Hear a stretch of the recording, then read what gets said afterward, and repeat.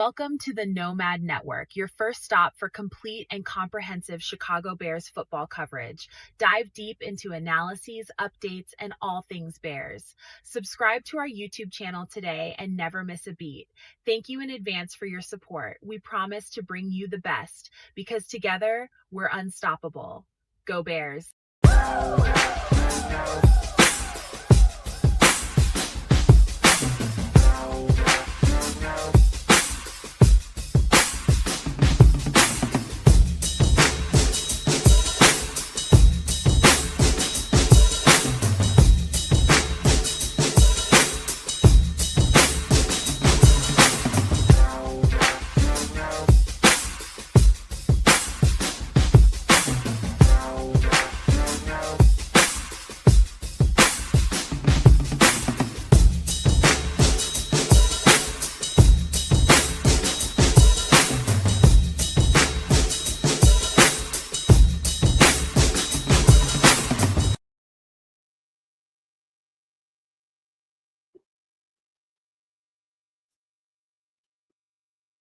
Yo, no maniacs. Welcome into this edition of Nomad at Night.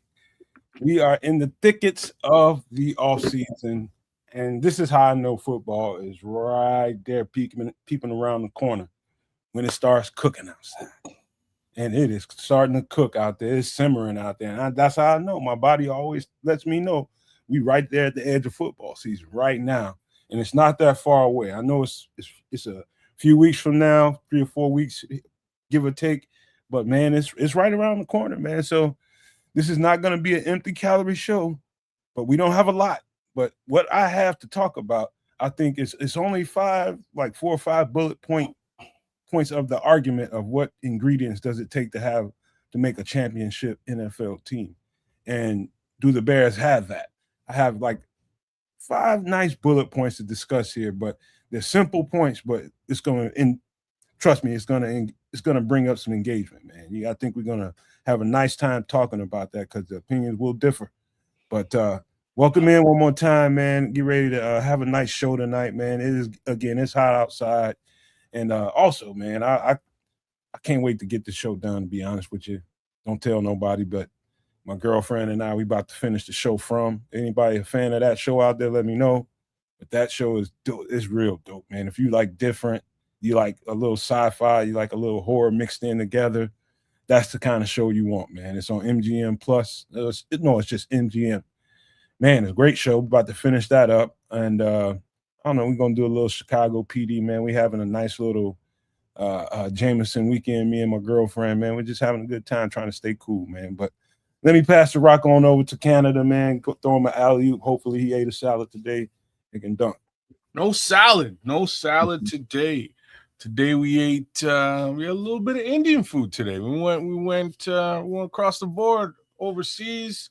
Something a little bit different, a little bit of vegetarian fare. I had myself a samosa chaat, which is a vegetarian samosa mixed with some like Indian yogurt, some 3 different type of chutneys basically, and they mixed that together, and it was dope, man. Had that on some white rice, and that was it. No meat for your boy today. Just kept it nice and vegetableized, and I'm good to rock, man. At least the chef isn't coming to ruin my situation. I'm well fed and I'm not hungry. You know what I'm saying? But it's Sunday. Welcome in, one and all, to Nomad at Night. We're going to do it again. Leo Reigns, what it do? Smitty Q, what it do? Big shout-outs to both y'all in the chat, and I guarantee more folks will be here soon. Levante as well, first one in the chat. Oh, I didn't see Levante. I didn't see Levante. Big ups to Levante as always. Oh, there he is. There he is, man. Peace to you, Levante, as always. And we'll get it done here. Nothing super special for me this week or anything to that effect. Just regular standard fare, trying to beat the heat, and that's about it. Things are pretty decent here where I am, so no complaints, no nothing to that effect. Just status quo, as they say. What's up? Okay, I'm not gonna try to pronounce that. Well, I would stop yapping if I could figure out your name. Anyways, Trip, what it do, man? What's going on in your neck of the woods? Oh, it's cool. This is an enjoyable time of the year for man. I like the heat.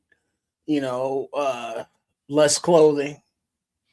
Always fun to be able to shed some some threads and go outside and just let the air, the sun, just wash all over your body.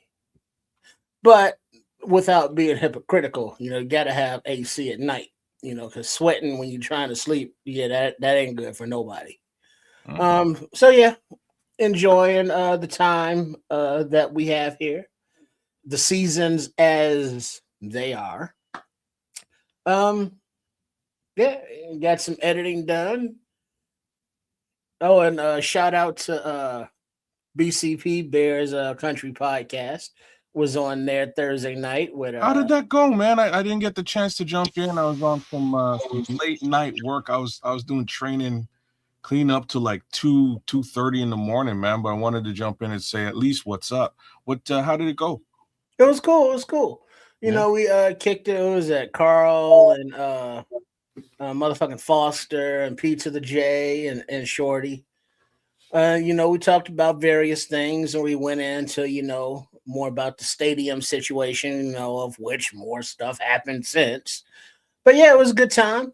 Always going home over there because the chat is, it's like Grizz and them and all the regulars, all the scallywags that at the bar. When they come in, you say their name because everybody's at home. So big up to everybody there, and it's Sunday night now. So let's see what's popping as we, I guess, end one week and start another with another month starting this week. All right. Yes, indeed. What happened with me this week? Yeah, of course, more work. Might be just for the it won't change a whole lot, but weekdays I might be occupied, let's just say, during the day. So people that enjoy the the shorts in the middle of the day, I might be away. May not see those until like later on in the afternoon. So they'll come, but a little bit later on in the day. So just be thinking about that. Might have to alter some stuff around, but we'll see when we cross that hurdle. Also, man, I pulled the trigger on a 2010. I think we talked about it a few days ago. Chevy Equinox. Oh, you did pull the trigger. I did. We got it. Yeah, it's a nice vehicle, man. It's got, like I told you, man, it has some of that storm damage. The hail beat it all up. Mm-hmm. Yeah, you're saying you're getting a good deal. Yeah, it's a really good deal, man. I only got it for a few thousand. And it's a nice vehicle, man, but it's got a little, it's a 16-year-old vehicle. So you got to start, thinking about, got a little bit of some kind of little joint problem in the bottom of it, like a ball joint or something, but going to let the mechanic down the street from here, put it up in the air and see what's going on with that. Nip that in the bud. I think we got a real good vehicle. Sweet. Good for you, man. Cool. You said 2010? It's 2010, yeah. That's a good year, man. That's a good year. I say that because my Infinity was a 2010, and I love that car with all my heart.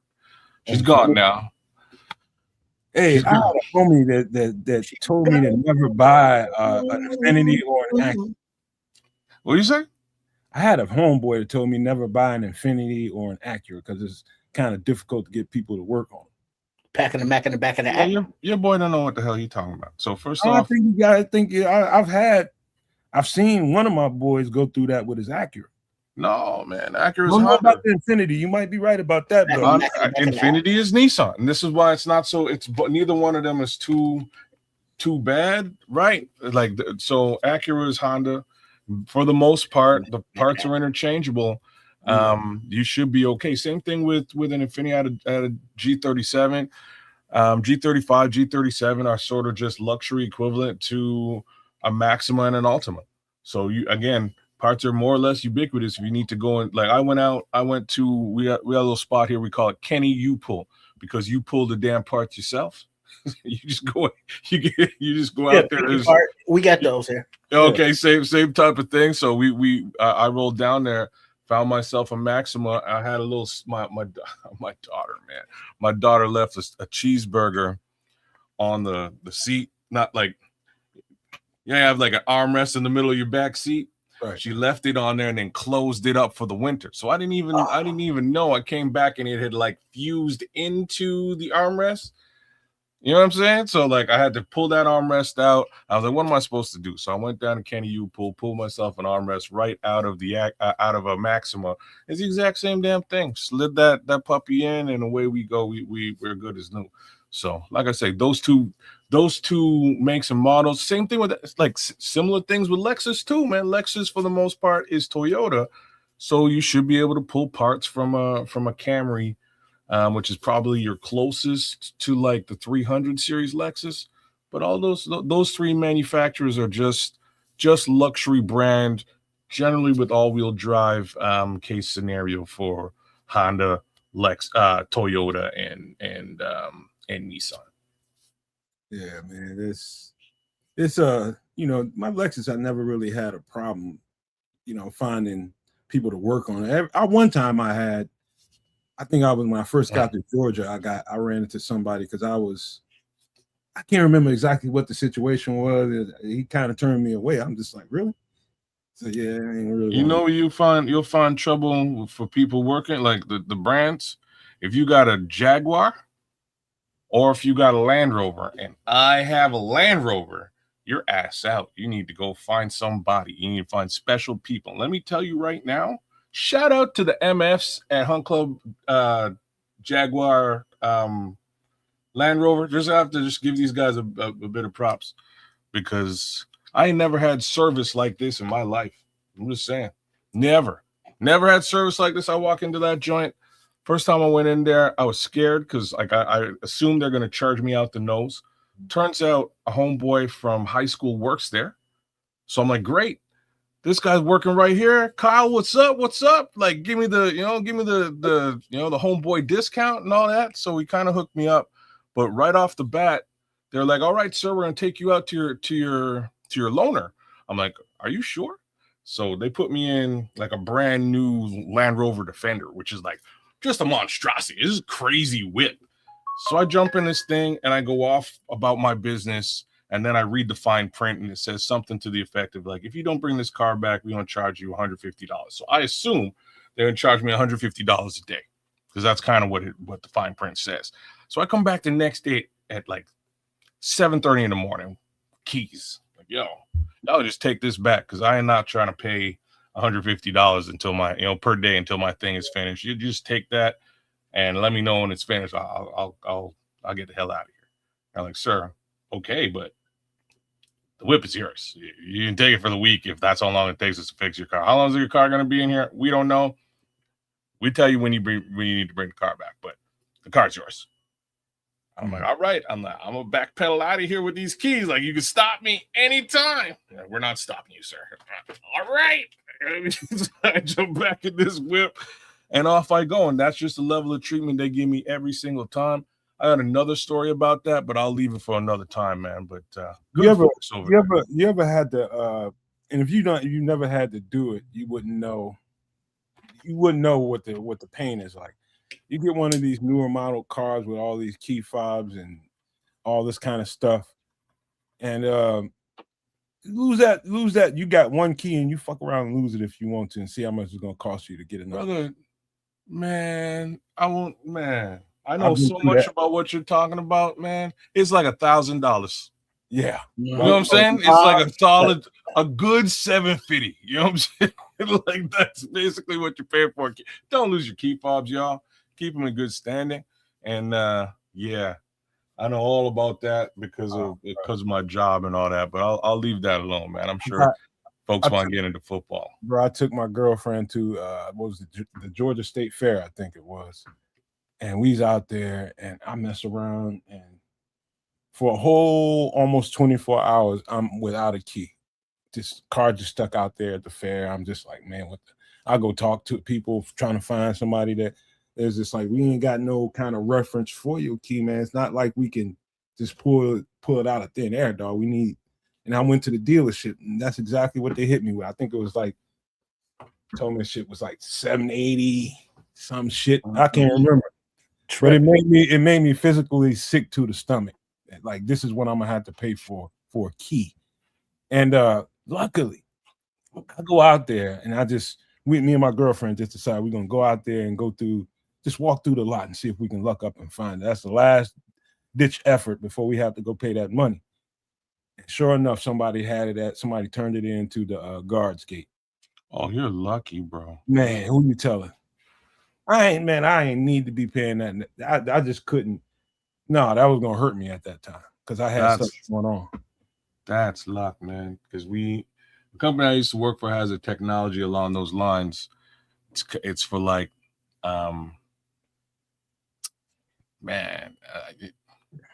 it's for keyless. They call it a keyless car solution. But in the end, fast forwarding through all the BS, basically, high tech as high tech can be. They're just taking your key, putting it in a box, and having like robot arms work your key for you, which is like the most ridiculous thing I've ever heard of in my life. And in the end, they're destroying these people's keys by the thousands. And they would have folks call back. All right, so like we want to cancel. We're not going to use your service anymore. What happens to our keys? Well, your keys are grafted into a box and destroyed. We're sorry. You're going to have to buy yourself a new key. Oh, for real? And these people go nuts. Trust me. It was a big debacle at the organization I was working for. Go figure. And found out later that somebody that I knew that knew somebody that could like had specialized training and knew how to do this shit. And he had a little side business going on. And he was just like, man, anytime you ever need something, man, I was like, man, make me like 3 of these motherfuckers right now. And he was charging like $75 for it. You know what I mean? So I definitely got me some extra keys for that Lexus somewhere around here. But anyway, man, what else went on with me this week, man? It's the heat right now. It's so goddamn oppressive, man, right now. I don't complain about, you understand? I don't get there. I don't care how hot it is. You're not going to hear me go, damn, it's hot. I'm sorry. Okay. It's hot, like stink outside. Don't get me wrong. You're just not going to hear me say, I'm not going to say nothing about it because I know for almost 9 months out the year, I will be complaining about how cold it is. So, you know what I mean? I'll take the heat. Your whole life and you still ain't just found symmetry with cold yet. And that's crazy. Brother, I ain't trying. I'm from Jamaica. I'm just saying. I'm not from like. I grew up here and all level of acceptance, man. We live in Chicago, man. You gotta marry that shit, man. No, I did not sign off on the move to Canada. I was just brought here, man. I feel like I was on a slave ship. Man, you have to come to terms, man. I came to terms with it a long time ago. When I was a child, you would go out and you'd go sledding. You go make snowman. You go throw snowballs at your friend. You go play hockey. You go do all these fun things in the winter to get over the fact that it's freezing cold. Now I'm old now. I ain't going outside to play no hockey. I can give a damn about a snowman. I might throw a snowball at you though. That's about as close as it's good. Yeah, from the porch. But kids, you know what? I do feel sorry for people who need that outlet and just need to be moving around and too much enclosure gets to them. I feel for people like that because I'm exactly the opposite. Give me more. Give me more of that. I'm cool with myself. I'm cool with my home. I'm cool with the one I'm with. And it is groovy over here. You know what I mean? It's just, we enjoy it. And so it's a great time for us. I mean, summers and spring and summer is filled with a whole lot more work for me. You know, when you got your own stuff to take care of, you got moms, you got grandma, because she got lazy sons that don't want to look after her. You got all this, you know, she got property. Damn, you calling them out? Yeah, I'm calling them the fuck out, man. They lazy as fuck. Damn. It's the truth, you know. Hear that, grandma? You know, the sons. I'm talking about the sons, not grandma. Damn sons. you know, but she raised me like her, so I'm like an extra son, you know what I mean? So yeah, it's all work for me, but it's all good too.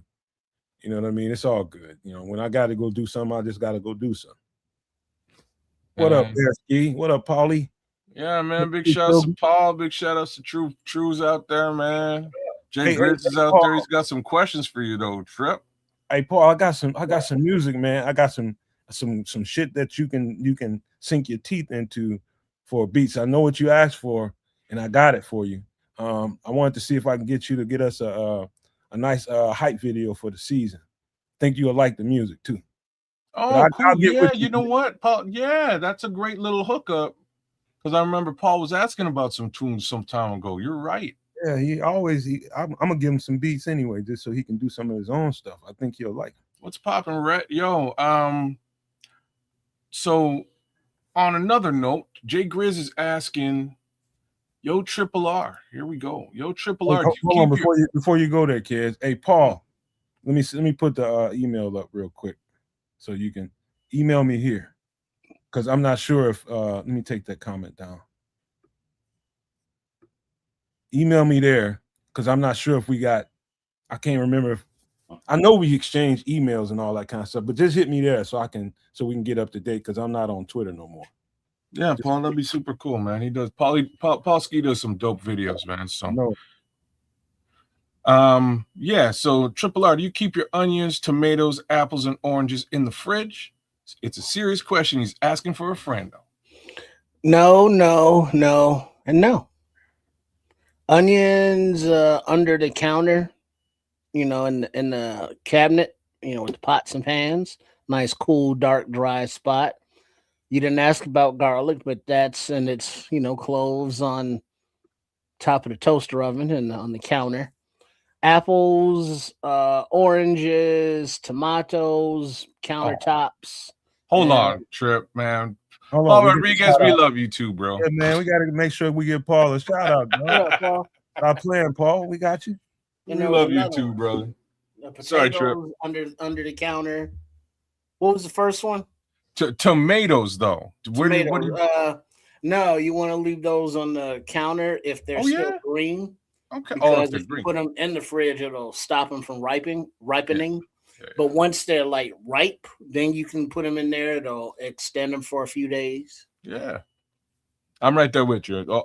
Everything 100% the same, right? All those things are out of the fridge except for tomatoes when ripe. If the tomatoes are ripe, I put them in. But now sometimes I will throw in, like if I know I'm going to be eating them, like some oranges or tangerines or something, I will put them in the fridge and then eat them later because I like them, you know, chilled.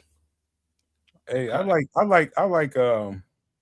depends on how I'm feeling. I like a pear at room temperature at times if it's ripe enough. But if it's a little unripened, I like it cold and crispy. Okay. Word up. Depends on the fruit, how ripe it is. If it's really ripe, you got to throw it in there.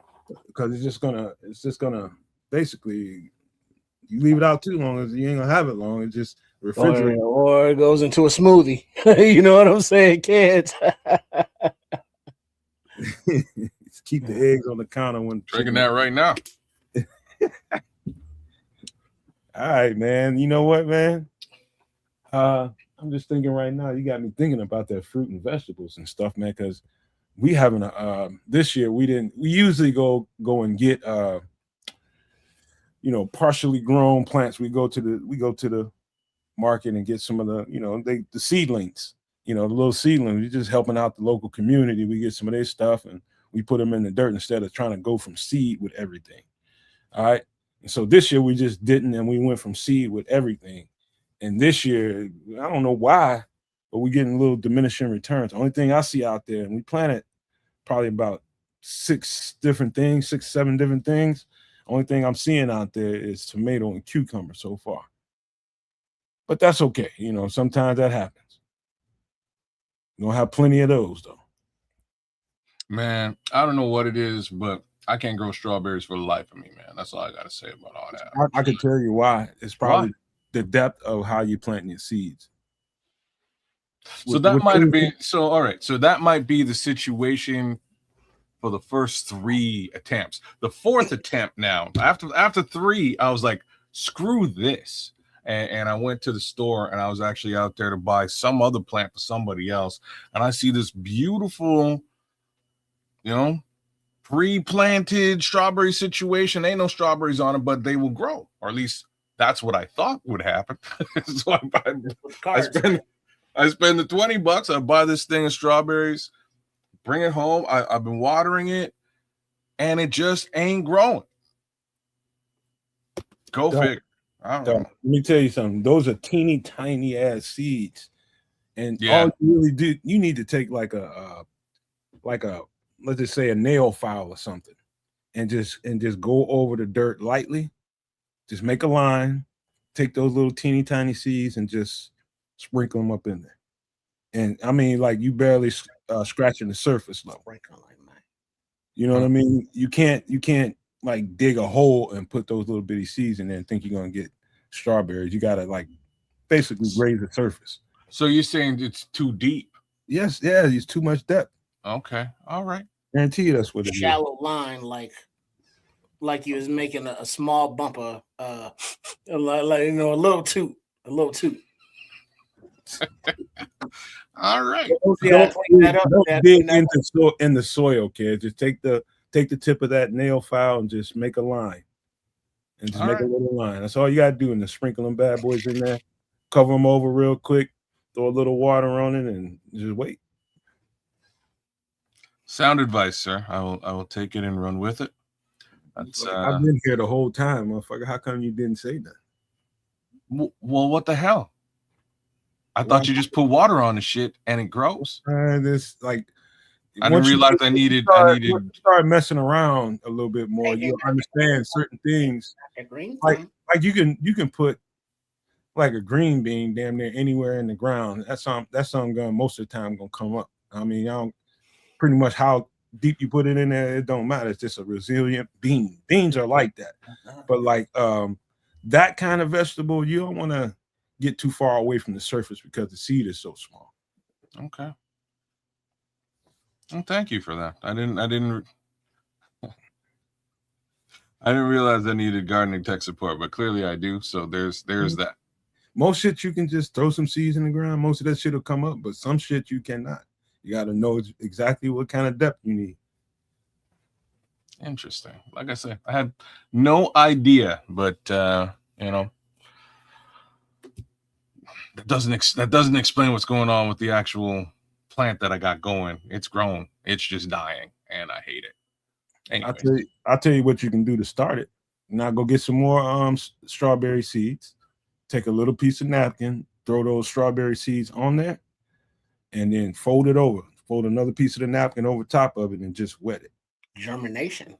Put it on your counter or something. Put it in a Ziploc bag and just see what happens.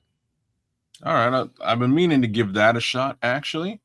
So I'll do it because I go through, good Lord only knows how many strawberries in a year. I'm a strawberry monster, and it's just the truth. My buddy, speaking of strawberries, was telling me about he's growing strawberries, but white strawberries. And that I gotta get all racist for. That's that GMO shit. Nah, he's into like colors and shit like that. So instead of just your red strawberries, he got some white seeds, some like yellow seeds or something. But this year he's stuck specifically with the whites. But whatever pot or bin that he's used it before, like last few years for strawberries. And he's saying that they're coming in more than he planted. So as the developing strawberries kick off those seeds, they're going to be in that soil as well as the ones that you're planting. But his are coming in, and he's got the white, big, nice, sweet strawberries, taste like strawberries, that they're white. And Oh, I've seen those, man. Those look delicious. I have to try those. not antique, but there's a word for it. Begins with A. You got me. Well, once you get to gardening, I have to defer to. What you ask, Trips? There's a word, something about seeds, and traditional. It's not antique, but there's a word. Original, no. Authentic, no. There's a word, but I can't think of the fucking word now. It's gonna mess with me. I know what you're talking about. It's on the tip of my tongue too, but I know what you mean. Yeah. Somebody help me out, chat. Y'all know what I'm talking about. Ain't nobody know what you're talking about, but you keep going. Aerial. We're with you. Heirloom. Ding, ding, ding, ding. Thank you. See, he went with albino. That's kind of what I was thinking. Hey, why you gotta scare me? Sorry. Well, you gotta get personal. Settle down. I'm sorry. Come on, Smitty. That's not cool. I mean, you be out there in the middle of the road and be fog coming through, and it's like, what was that? And it's like, I'd be one of them. Sorry, I just got a flashback to the movie Me, Myself, and Irene with Whitey the albino, which is great. Mm-hmm. That was a great little addition to the film. Real talk, Trips, man. Grab some of them shits for your little seed bank, man. Your little seed bank. I don't have a seed bank. He does. But that's something that he did have. He got one of those little, it wasn't made for seeds, but it's something with a lot of little compartments, like the little medicine dispensers, like if you need going away for 14 days or whatever. It's got the little individual compartments for your pills. He's got those labeled with different seeds, for your go bag. I'll tell you one of the weird things and sometimes cool things about Mother Nature. I always talk to y'all about how many critters we got running around. It's like Wild Kingdom in my damn backyard, and they're always fighting something, trying to get in there and get into the garden.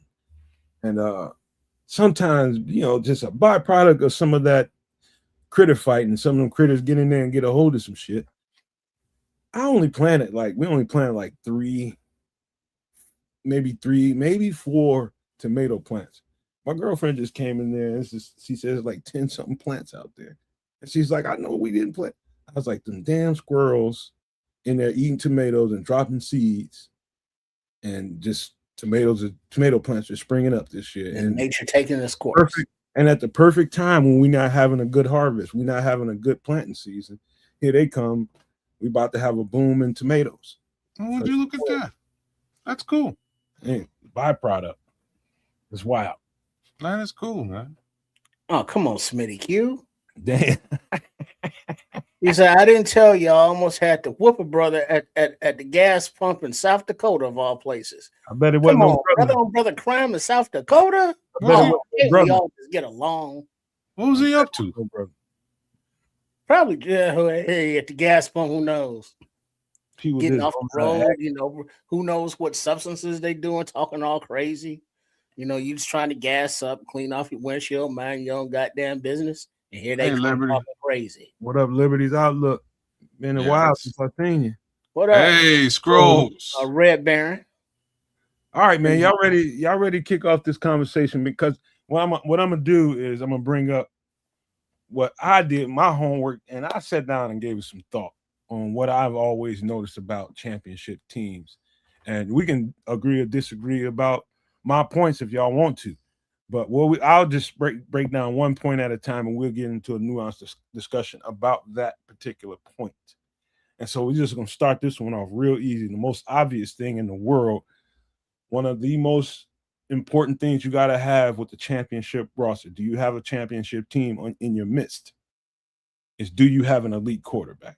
So that's the first question. Does Chicago have an elite quarterback? And I'm just going to save my commentary until we get back to me. Go ahead, kids.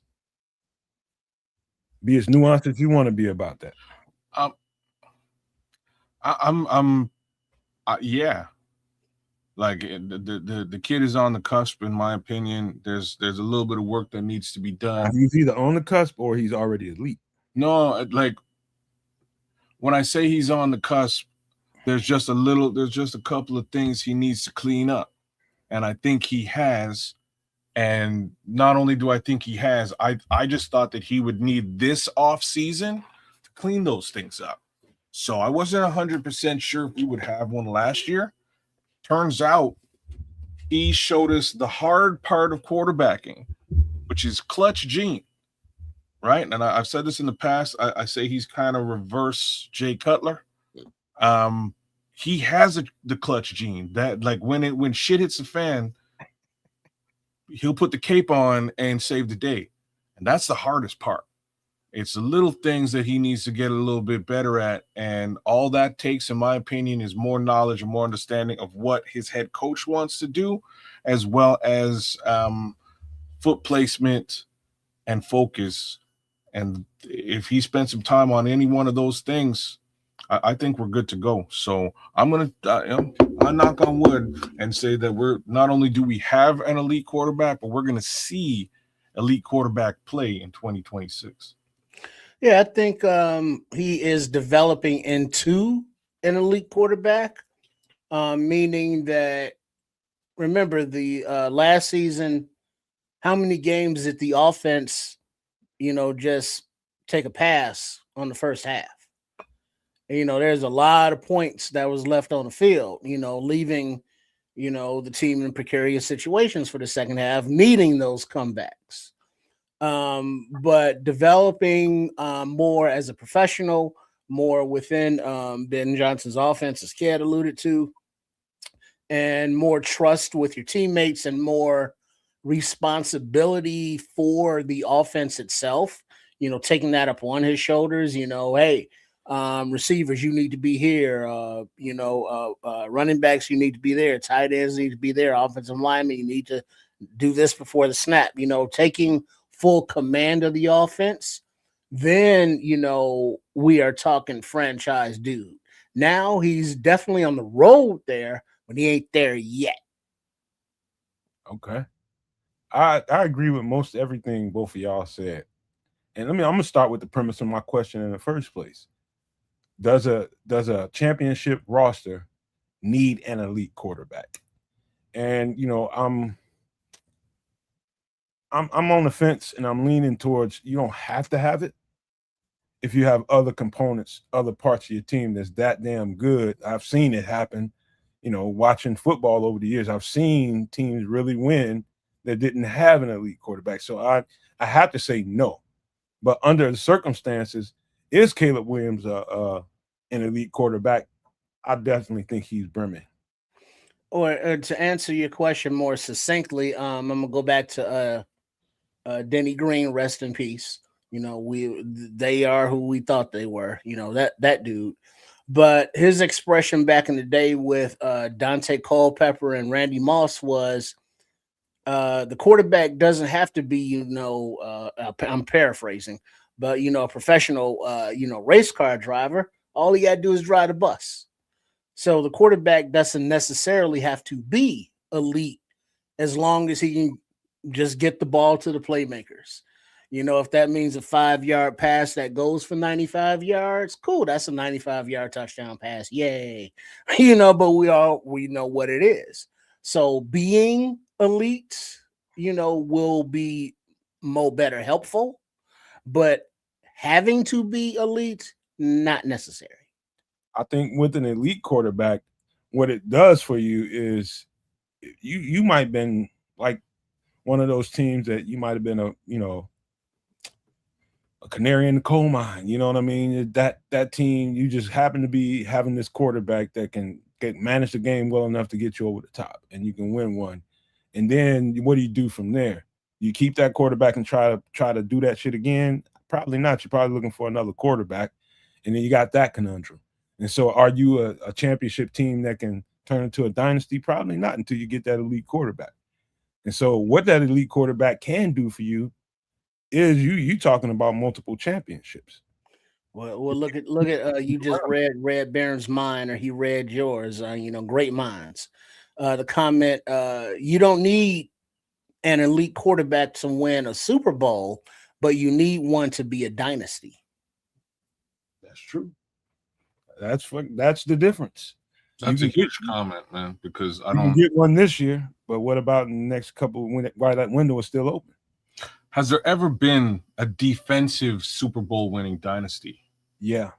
Who? Baltimore Ravens. Not a dynasty, but I would also say that about some of those Patriot squads. It wasn't like Tom Brady was just tearing the world apart. Who is the quarterback when Ray Lewis was on Baltimore? Probably Joe Flacco. Flacco, Dilfer. Yeah, so guys are just driving the bus. Pretty much. There's a case to be made all over the place. There's several quarterbacks that didn't have long NFL or just didn't have star quarterback careers that won Super Bowls. But were they a dynasty? Arnold just now. That was kind of a slap in the face. I think Darnold is good right now, really good. But I understand what they mean by that. Sam Darnold was a nobody yesterday. So I'm going to say it again. Or were they a dynasty, meaning multiple Super Bowl wins? They got multiple. I'm talking about the Ravens. The Ravens got 2. You're right. You get more than one, man. You need to start. I ain't gonna say it's a dynasty. Well, who was the quarterback during the Purple People Eater days? Nobody knows. Probably Fran Tarkenton or somebody. You know, who was the quarterback? What was the name of the Steelers defense? Steel Curtain. Steel Curtain. You know, they had quarterbacks throughout them, but these defenses that I mentioned them because they have actual nicknames. You know, because they were dominant for several years. And it didn't matter, I don't think, who their team's quarterback was because they were just so dominant.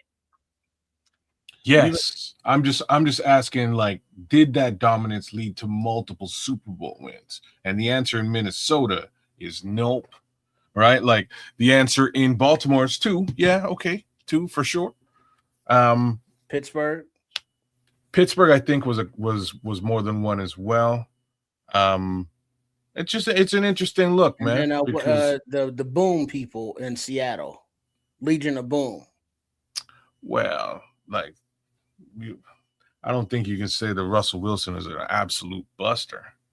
But franchise or he's good. Perfect scenario. Even though we only got 1 out of that team, like if they could have kept the Bears together and that whole rift between Dick and Buddy would have never happened, and they would have that's 3 or 4 Super Bowls easily. Well, the defense was intact in '86, right? Unfortunately, Walter wasn't healthy in '86. He just wasn't. It was more Neil Anderson than anything else. It was going in another direction because of the rift between Buddy and Dick. That did not help. Yeah, that put the nail in that coffin. And plus Walter not being there too. But they were at the point where Walter wasn't he wasn't the Walter of. Well, I wouldn't even. Walter had a lot of miles on those legs. I wouldn't even say that, but like. Neil Anderson was a bad MF too. Like nobody talks about Neil Anderson, man. Neil Anderson was a bad. Well, because it was like what he was like bad for 2 seasons, 2.5 seasons. That's about it. Yeah. You know what I mean? That wasn't long enough to get talked about like that. That's fair. There's another one. I like this one here, Jay Grizz. That's right on point. The Buck. Let's see the Tampa. You know what? Bucks both of those teams were, defense. man. But Tampa only won the one time. The Giants won twice, and it sure as hell wasn't Eli Manning's fault. You're damn straight, Jay Grizz. You know what I'm saying? Like Eli ain't like. There's at least one of them Super Bowls they won because of Eli, but that doesn't make them elite. Man, I can't. Come on, man. I can't even say that. He made the players that made the difference. He did step up in that game, though. He did. Right. And like I say he stepped up. No. It might have also been the entire team because that catch off the helmet, he didn't make that catch. And it's clearly a bad throw. You know what I'm saying? Like he did not make that catch, brother. Anyways, it's a good conversation piece to have.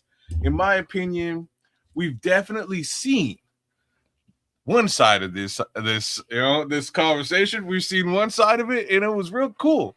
I'd be so happy to see the other side of this conversation for once in 50 years. You know what I'm saying? It'd be real cool to see an offensive powerhouse in Chicago just running ruckshot on the league.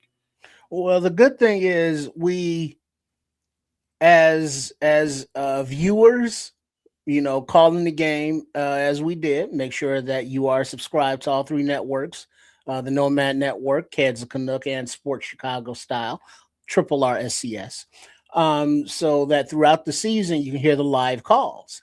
And as we make the calls, there were certain, things that we saw just critiquing Caleb Williams' game. His footwork, his pre-snap judgments reads, his putting balls in a catchable position to get the receivers run after catch.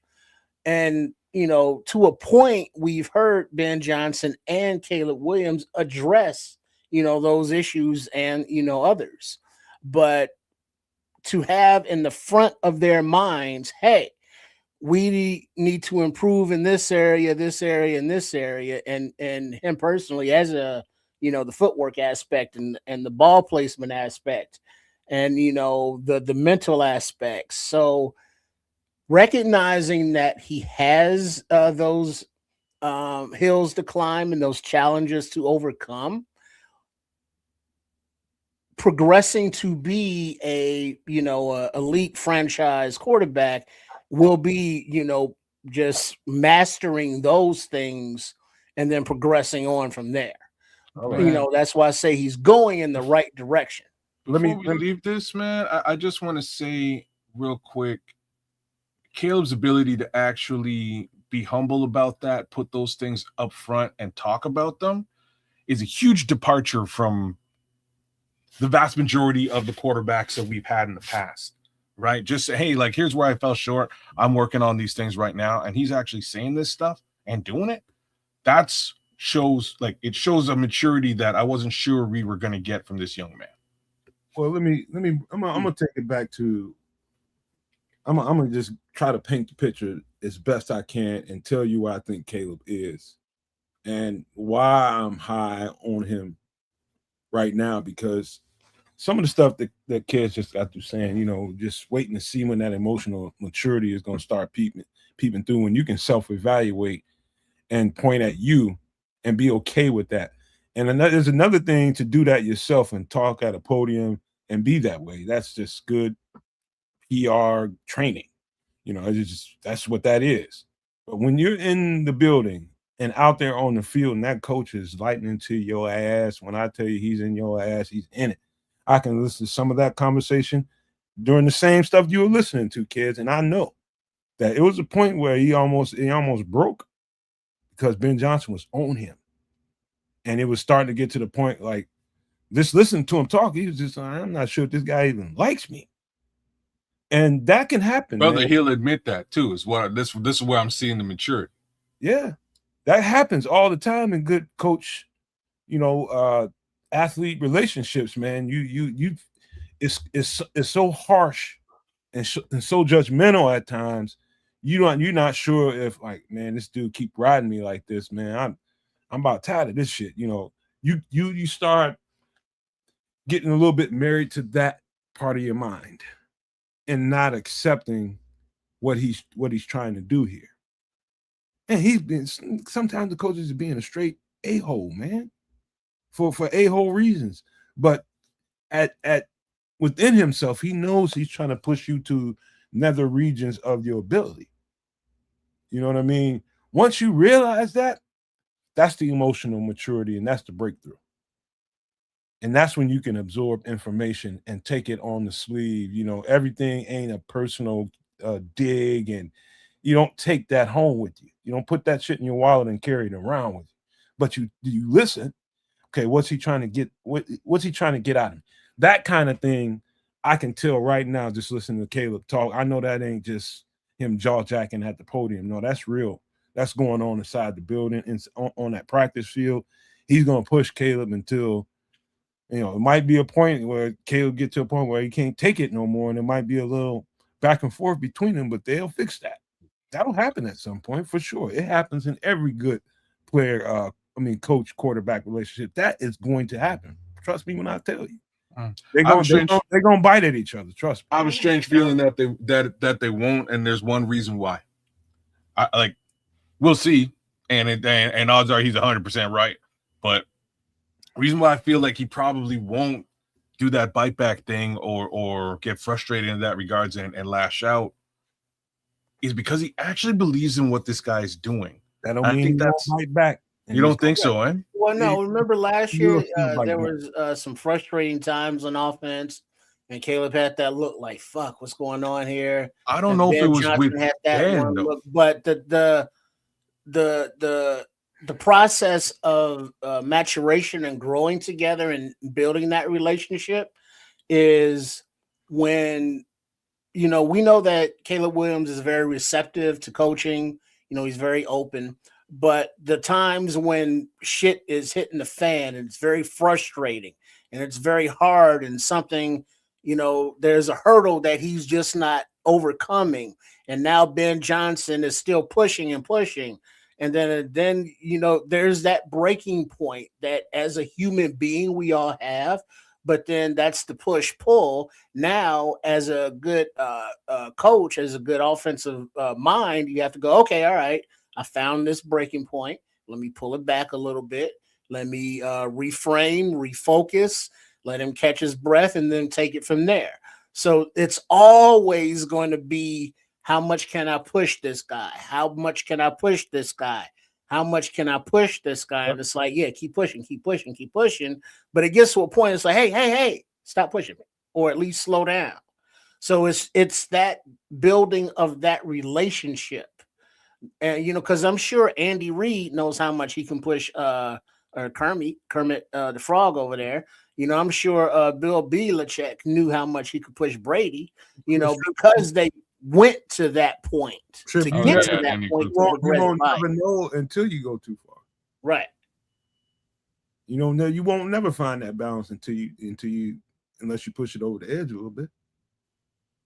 Now you know what to do and what not to do. Rein it in. It's gonna be a couple times, and it's gonna probably happen live on TV where everybody's seeing. It's gonna be some FUs get thrown around.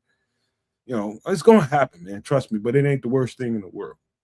But the point is, him being receptive to it is the number one thing, and not taking it personal. Because I guess Ben came on like a lion, bro. I mean, no pun intended, but he came on really, really strong with Caleb and was really, really critical of him in his game. And, he didn't know what to do with that at first, because the little honeymoon was over at the podium. Then when Ben Johnson got the job, once they got in that building, he was on that behind, bro. And so, that part I feel pretty confident about. That marriage is just going to blossom, and they're going to love each other for probably the rest of their lives, as men. But the other thing too is Caleb Williams.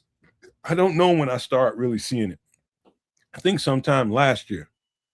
It was a couple of games here or there start peeping through for me. But more importantly, this year is when I really saw the signs. And I'm just like, oh. I don't remember what game particularly, but it started to grow after that, and just started to grow and things start to manifest. Probably was after that bye week or something. I just want to believe it was that time.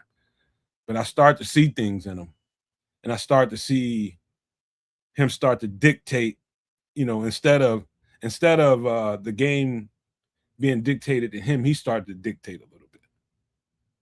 And it was great growth. And I'm like, okay, I'm seeing it once.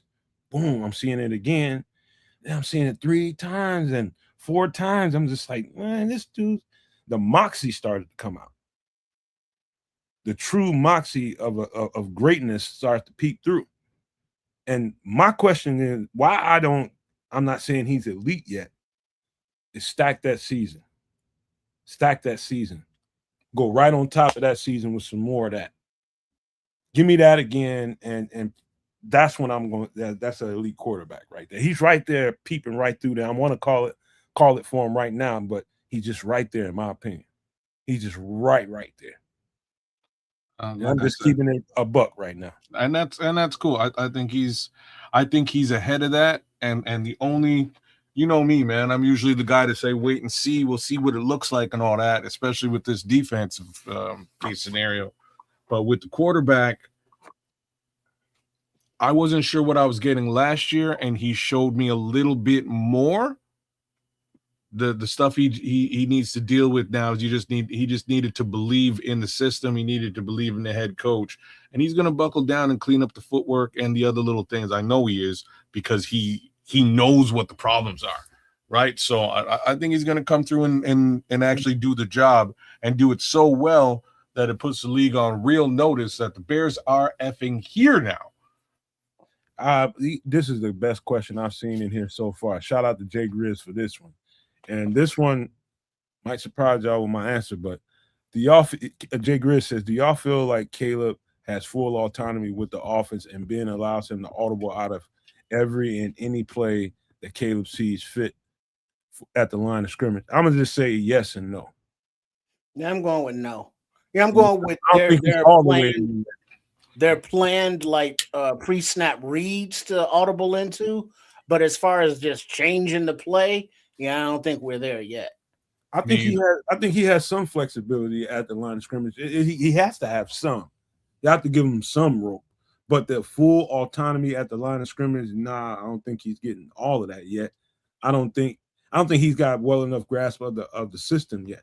I don't think the system's even in place like that yet, right? Like, to my understanding, they were still doing installs in the playoffs, right? So, I think by 2027, again, back with that year for me, I think by 2027, the kid will have a full understanding of Ben Johnson's offense and be able to execute it inside out and backwards. I think he needs one more full year in that system because, in my opinion, I don't think the system is fully implemented yet.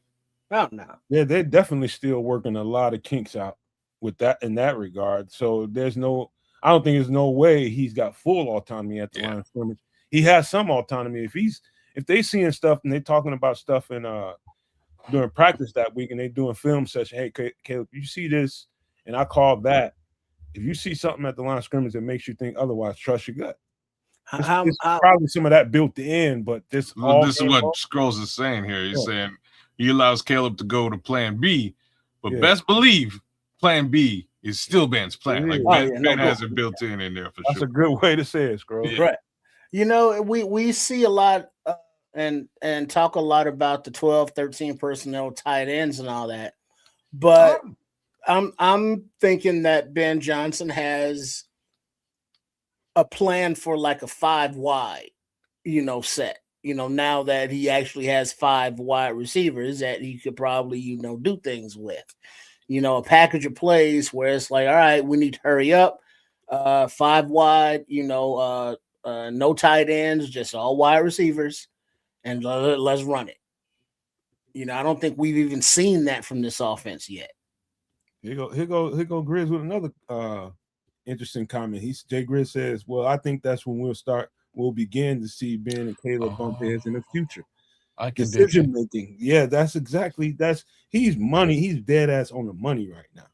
Jay Grizz. Because what Caleb decided to do with that autonomy and that little leeway is something Ben might not have done. It's just like, Caleb, what the fuck do you do that for?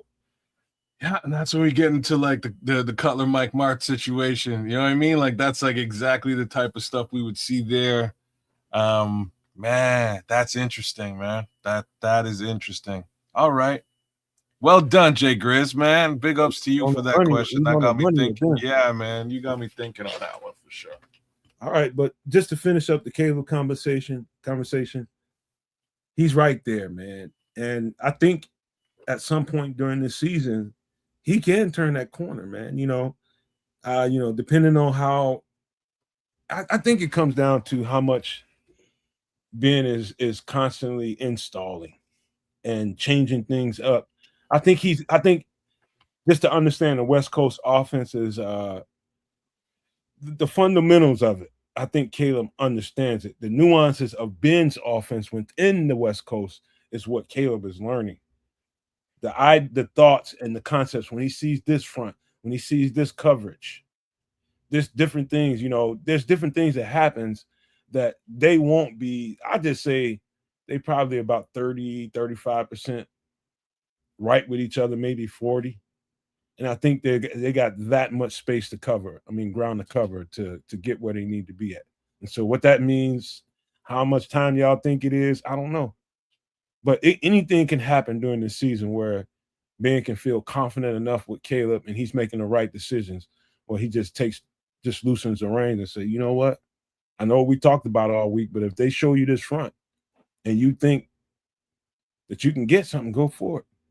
There's probably a lot of that going on now, but he's still learning the rudiments of this offense right now, so you can't do that much. You gotta stay within the structure. 100%. Like I said, I think there's built-in backdoors within the structure that he can access, but when he gets into full freestyle mode is a whole other story. I think that's probably a year to go. We're probably a year out. Damn. All right. You want to hear a more interesting point of what I think it takes to be a championship roster? This is going to be interesting for a couple reasons, but I'm going to go ahead and lay it out there for you. Got to have a dominant defense that excels in the red zone. You can have a dominant defense and be poop butt when it comes to the red zone. They just give it up. Are you talking about bend but don't break? Yeah. You got to have somebody, you got to have the kind of defense, and they all have to have a mindset of we clamp down when we're in this part of the field. We give up nothing. Every blade of grass gets contested. And that's the difference between a team that's in a ball game at all times and a team that's constantly playing catch up. If every time they get in the red zone, they can put 6 up on the board, you basically in a shootout for the whole game. You in trouble. If you can't stop teams in the red zone, you don't have an elite dominant defense. I think we did pretty well last year in the red zone, to be honest with you. A lot of turnovers came out of the woodwork. I think we did okay. Do you agree with the premise? Oh, for sure. Okay. Right. You can teams are going to get you one way by hook or by crook, right? They're going to get you. They're going to put yardage on you. It's just how the world works. If you can prevent them from scoring, you win. Right. And that's really the moral of this story. So I'm with you 100% on this one. Go ahead, Trish. What do you think about that? I get it. Bend but don't break. You give up yards but not points. I would prefer, I think, as we all would, a dominating defense. And yeah, I'm greedy. And I also want an offense that's putting up points. Is that too much to ask, Kedz? Can we get them both? Can we get the peanut butter and the jelly, the Kool-Aid and the sugar at the same time? Well, you know what, Trip? The Hannah Montana theme music is all about this thing. Well, since we're talking about, I'm not singing it though. Since we only talking about defense, but I would prefer a dominant, 3 and out, 3 and out, because opposing offenses can't do shit because the defense is that dominant.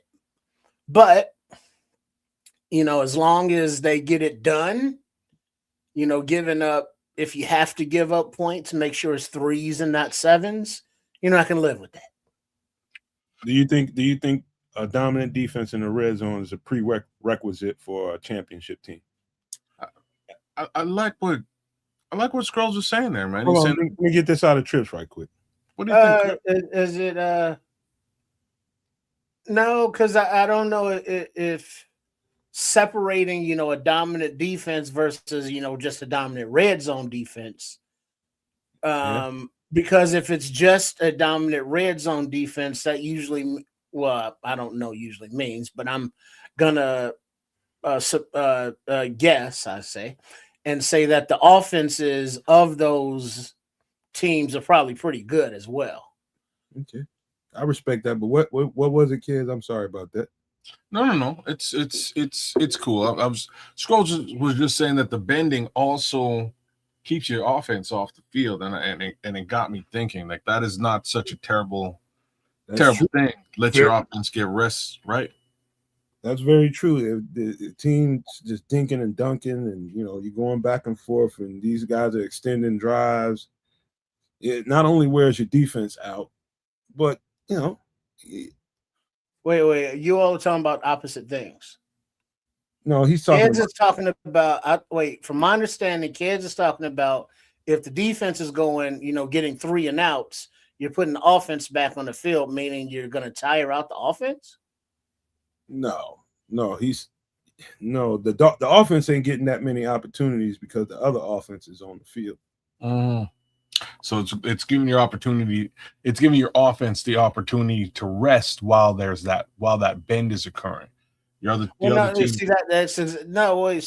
basically, Kedz is saying, let the defense bend a little bit to give Caleb and the crew chance to catch their breath.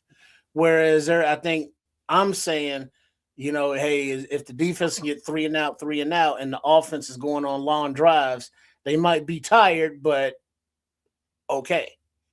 As long as you're getting in the end zone, I don't care. That's kind of backwards. On an average, which side of the ball on a team do you think plays the most football? Offense or defense? Probably defense. Yeah. So the offense necessarily doesn't need that rest. It's right. Like Red Baron is saying, you want your offense on the field as much as possible. Exactly. Mm-hmm. That means the defense could be fresh as daisies come the fourth quarter, but the offense, is like, please give me some Gatorade, some saline shots or something. Cool. Because then that means that more than likely your team is ahead. This is So the idea is if the other team's offense is out there matriculating the ball down the field, our defense is bending but not breaking. They stiffen up and clamping up in the red zone. That's good. But it's still leaving your offense is going to get less and less opportunities to, do what they got to do. Smitty talking like a coach right there. He say you never get tired with the ball. You don't ever. They don't need a rest. It's the defense that needs a rest. Because when you look at the stats at the end of the game and you say, all right, offensive lineman ran 32 plays versus a defensive lineman running 32 plays. And it's like, that defensive lineman got his hands on his hips, bent over at the waist after 32 plays, whereas the offense, they just getting a ladder built up. Yeah, man. So I think you need that component to be a championship level team, a team that can keep you to 3. If you do get into our territory, you get to our side of the field, we can keep you to 3. You're not getting 6 every time you come down the field. I think that's a championship prerequisite. Do you guys believe that? Yeah. All right. Go with that. And what is Levante? I want the Bears defense to only allow 20 or 25 points per game, if less great. Yeah, that's not a dominant lockdown defense, but that's a middle of the road, defense right there. Maybe kind of end of the road if you not really 20 points. That's kind of a lot. But if you got an offense that's putting up 30, 35, it's cool.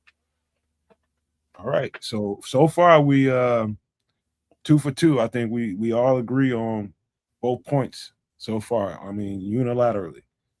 But this next one, I think we'll agree on this one too. And when I say this, understand what I mean now.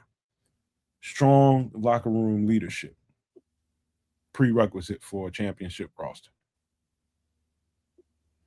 Yeah, I would go with that.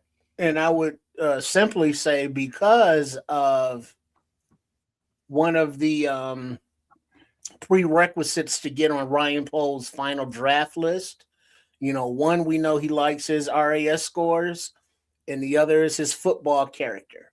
Live, breathe, die, want to be great at football. And, as long as you have those qualities, you're good for his locker room. And those are the type of attitudes and players that he's brought in, as well as the veterans that he signed in free agency and or traded for. Joe Tooney, Grady Jarrett, leaders in their own right, respected by young players without having to be told to, able to keep, your Chauncey Gardners in line. Kevin Byard was able to, mentor Tyreek Stevenson a little bit, so I think, yes, we got that in spades. Do we? Maybe we do. I think it is an important factor. I think overall you have to have good locker room culture and leadership. I think you named a couple of areas where we do. I do miss Kevin Byard, man. I have to say that in this respect. I think he was a huge proponent of culture and locker room leadership, especially for the secondary. One would like to think that maybe Jalen Johnson, being the older statesman in that secondary, might take up the reins and help, help be that leader. Time will tell. We'll see. But I do think, again, it's an important proponent to winning a Super Bowl. You do have to have some level of locker room leadership to help the message from the head coach and the DC, OC, just resonate throughout the rest of the team.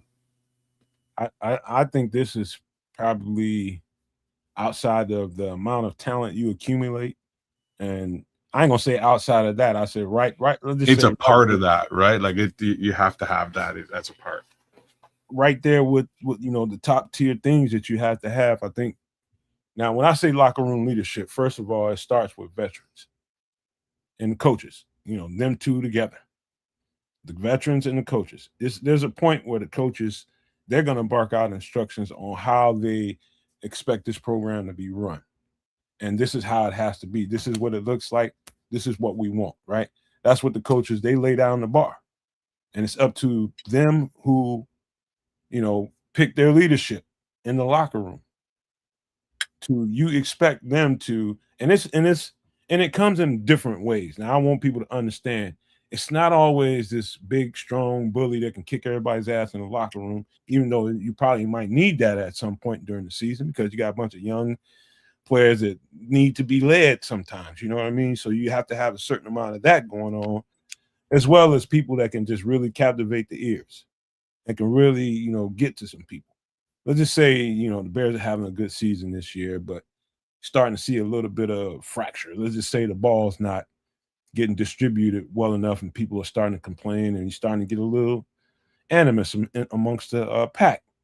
All right, and you're starting to be like, all right, man, we're finna pull him to the side, man. Now you got to have the leaders that be able to sit him down or those guys down and say, man, look, blah, blah, blah, blah. And that player has to be receptive. So do you have the kind of players that can be led and can be coached?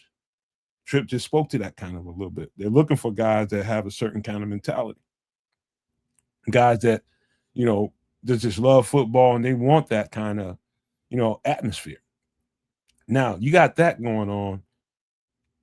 You also have to have guys that can, even the younger guys, they have to plan for their time to lead too. So are they taking the keys that are given to them by some of these veterans? The notes, you got to take some mental notes on how to do this because one day you're going to be that guy. Do you have the kind of guys coming in the locker room that can become that guy? And so when you start talking about can we win one now, that's one thing. Can we sustain that winning and get championships over multiple years? That's determined on what kind of guys you're bringing into the locker room. Can they develop into leaders? So you bringing in, you got veterans in here. You might, if you brought them in, some of the guys you might have had, that's going to change. The guard is going to change. But I do think that's a very important part of being a championship roster. Those veterans, those leaders, everybody's not a leader. Number one, I don't care how good he is, how talented he is.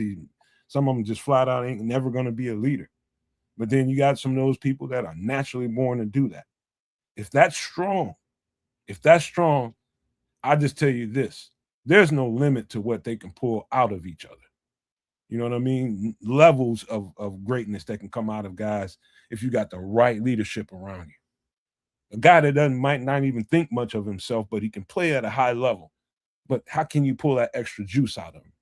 The right veteran can do that.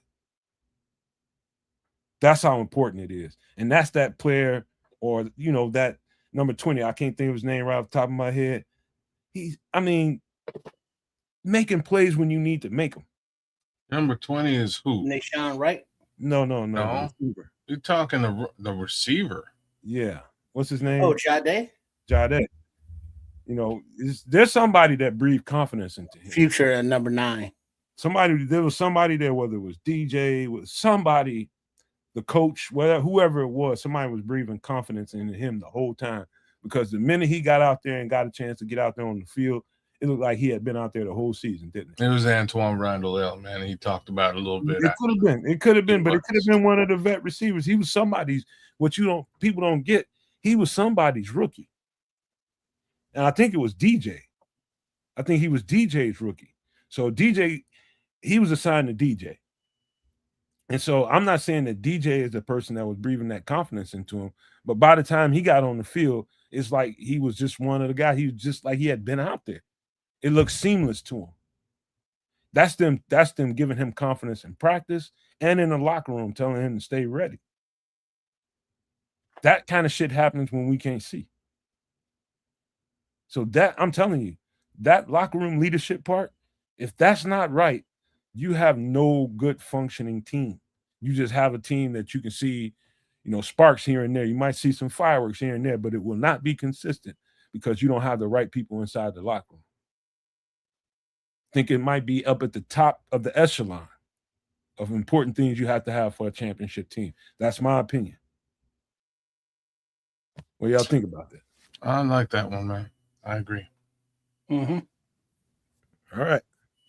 So we 3-0. We 3-0, y'all. I think in the chat too. Here's a little bit more nuanced question. Well, not a question, but a statement. This is something I think that has to happen for a championship roster to be. And that is heavy strategic investment in premium positions. And what I think about the premium positions, I think those are the trenches. Offensive line, defensive line, pass rushers. Do you think we've done what we need to do? Do you think we're there?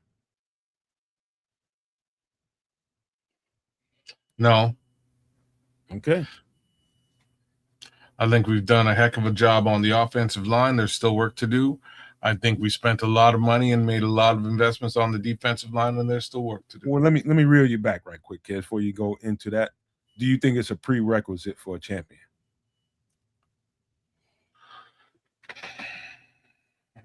Like, I'm gonna have to say, yeah. Okay. If you can't rush the passer and or protect the passer on your team, both of those are major malfunctions. Okay, go ahead. Now keep going, man, because you are getting ready to start explaining why you think we haven't done enough. Well, I know where you're going, but go ahead and do it. I really wasn't going to get deep into that because I do it all the time. But I think the investments made thus far in the defensive line are shaky at best. I could be convinced I'm wrong, and that will happen in season, or it won't. I think, again, the investments on the offensive line are awesome. I like them all. We're still talking about the left tackle position, as we will throughout this season until we have evidence that it's also solved. So that's where we are. We're not sure if we have an interior pass rush. We might, but we're not sure. We're not sure if we can stop the run. We might be able to. We're not sure. Not sure if we can rush the passer from the edge. We're pretty sure on one side, Montez is good. But what happens? See how hard I'm knocking? What happens if he gets hurt? If Montez gets hurt, we're in a bad way, y'all. Like, I'm just putting that out there. We're in a bad way. So I don't think we quite have, and this is not taking anything away from Austin Booker. I expect him to take off this year just because he has no other choice, like straight up and down. He needs to. He's been given the brass ring to take, and I think he'll take it. And I think he'll do real well with it. We only got to see a piece of him last season, and what we did get to see, I think everyone was pretty pleased with. So that being said, I think Austin will step up in some capacity. I've started to lean on a little bit to the center because like that interior, because I don't know. I'm worried about Javon. I'm worried about Grady's health. I'm not sure. I got it. Can I hold on before you go? I got to get this one off. Levante, good, damn good one. And this is dead ass on point. Levante says rushing the passer is multifaceted and not what we always think it is. And I always trying to say that all the time. Levante is dead ass right. You're both right. What we think about pass rush comes from, my brain knows this. Somebody else's brain knows that. And what they think of from a pass rusher, typically they thinking of an edge rusher. Yeah. And so that's what he's trying to say here. It comes multiple ways. It's simulated pass rush. That's important in this day and age in this game. It's not anything new. The Bears in the 85 championship, that was simulated pass rushes pretty much 80% of the time. But it's a pass rush. And so, it wasn't always Dent. It wasn't always, the guy that you would expect to be getting all the sacks. It's coming from multiple different places. And so pass rushers, offensive line, defensive linemen, are they a prerequisite to have a championship team? And what I'm hearing from Kedz is saying we don't have the depth yet. At least I think that's what I'm gonna layer on just a little bit deeper before Trip grabs it. And the other aspect of this is Kyler Gordon, right? Like I think we'd all be pleased if Kyler Gordon was healthy and on the field and rocking and rolling because you can blitz Kyler whenever you want. Kyler fast. Kyler gets the job done. He's a heat-seeking missile no matter what direction you're pointing him in. But he's also not 100% going into this season. Going into training camp, damn it. Hey, kids, keep it going for a second. I got to pop out right quick. Sure. There's a bunch of question marks regarding that pass rush that interests me. I need answering. And again, on the offensive line, we got a little work to do on that left, but I also think that one's going to be solved. So we'll see. Trip? Trenches, necessary. Both sides of the ball, yes, excuse me. And as far as has Ryan Poles invested enough in the trenches, offensive line wise, I would say yes, but Dahlman's, sudden retirement, okay, now we got to, trade for an asset, a veteran asset in Bradbury who knows what he's doing, as well as now invest, a second round pick in a draft capital center of the future draft capital. Hopefully, I'm hoping that he can, just win the job, in camp. And then you look at left tackle and it's like, oh, we give all the praise to this 5th round left tackle. Fine, cool. And it's like, well, we know we need an upgrade. So let's go ahead and spend a second. It wasn't Ozzy's second round, draft pick. And then it's like, all right, but he gets hurt. So it's like the expenditures have been there, but the results have not. And then the defensive line, Pickens and Dexter were second, 3rd round picks, what have you. You would expect more from them. And while Dexter has been okay, we're in year 3, year 4, and he's still talking about, well, yeah, I'm gonna get this get off thing one day. And the amount of contracts that have not seen fruit or bear fruit and Dio and Jarrett, the beginning of the year, because of injury, shit happens. And then, Shamar Turner, another, higher draft capital expenditure that got hurt. So it's like that Poles has been attempting to throw resources. It's just none of them have really panned out the way we want to, as far as the draft capital that has been spent. Draft capital and regular capital. I can't. Yeah, and that's what I'm saying. Like, I can't fault Ryan Poles for spending that. He spent the money. Ron, like I gotta shut up and just give Ron some love. Just give me a second. Give me a second here. Let me give Ron a little bit of love if I can find the media. I never know what this shit is. This is Nomad's. Oh, shout out to Ron. I see that. Yeah, man. give him a little bit of love, man. I'm trying to find the link, man. I don't know where it's at. What happened? Ron just renewed his membership. He needs a little bit of love. Oh, wait a minute. You trying to get the hold on. I know what you're looking for. You should. That's for super chats, but we'll do it for him just because we love him. Yeah, you gotta give him a little bit of love. Yeah, it's not a super chat though.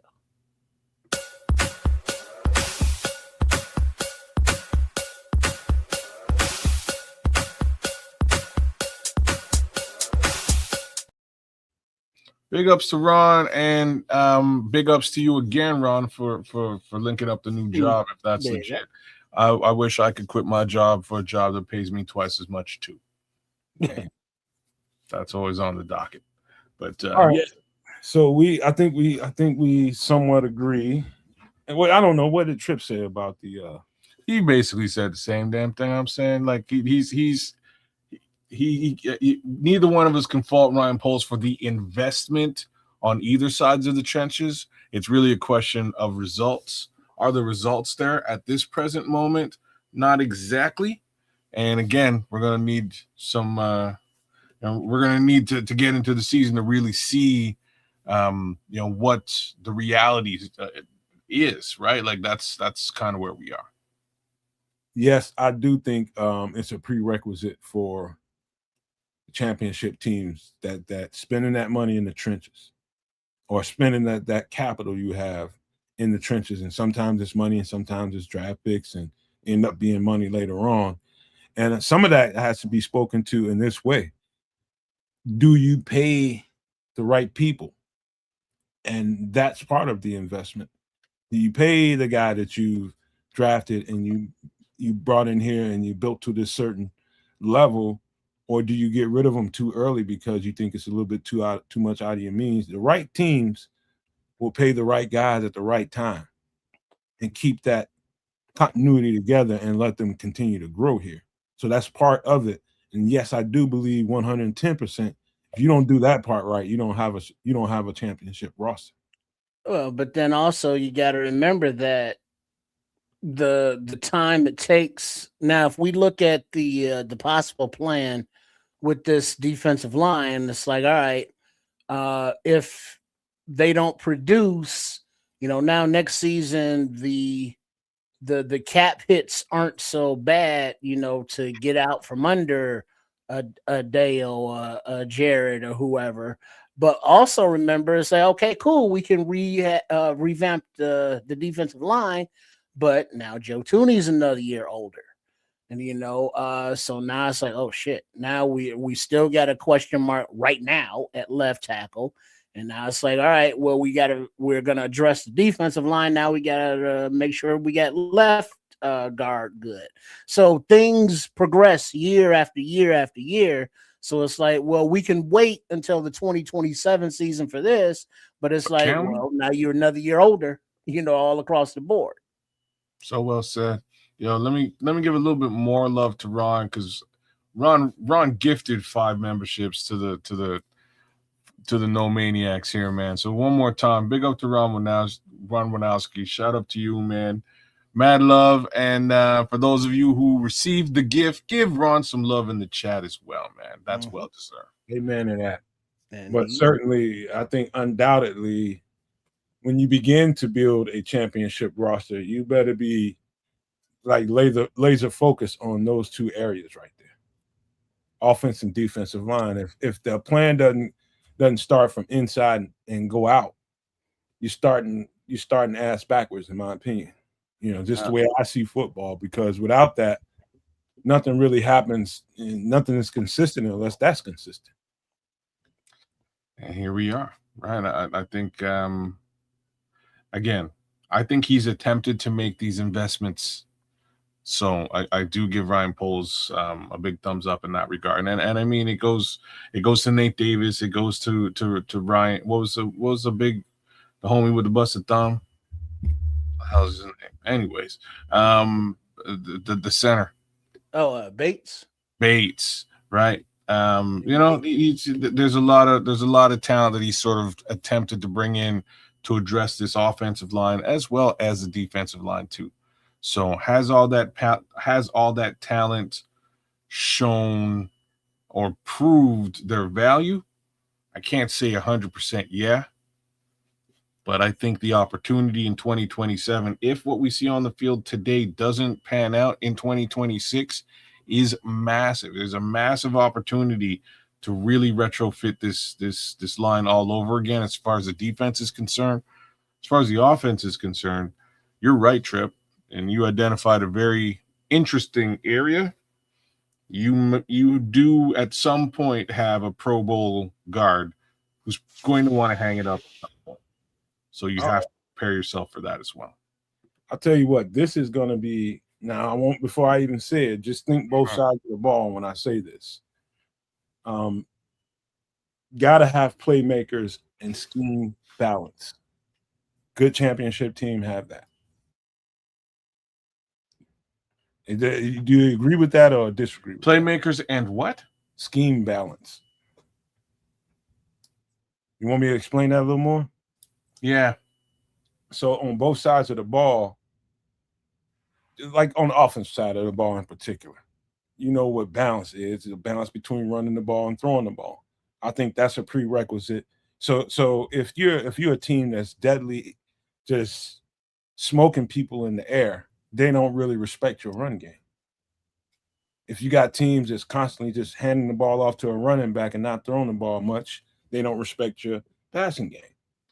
And the balance comes, and the deadlier teams have that to their. That's a component that comes built in. You got to respect every blade of grass, every positional player that can put the ball in their hands. You got to respect it all. And so, yeah, that's a prerequisite on both sides of the ball, even on the defensive side of the ball. Got to have playmakers over there and scheme balance. Why do I say scheme balance? Because you don't want to be too heavy this, too heavy that. You don't want to be a team that's not, utilizing your really talented players and putting them in positions to make plays on the ball. So that balance means you have to have a coach that's not on the defensive side of the ball, not stuck in the mud, and just not giving these guys a chance to make plays, if that makes any sense, on the defensive side of the ball. Well, offensively, we got a Ben Johnson who, was really looking forward to working with new running backs coach Eric Studsville about the running game, because Studsville was instrumental in implementing the Dolphins running game down there when he was with Miami. So knowing the ins and outs of the running game now makes the passing game more lethal, and vice versa. So, you got to have one before you can have the other. They have to work hand in hand. So when teams do say, well, you're going to have to throw it to stop, it's just like, all right, cool.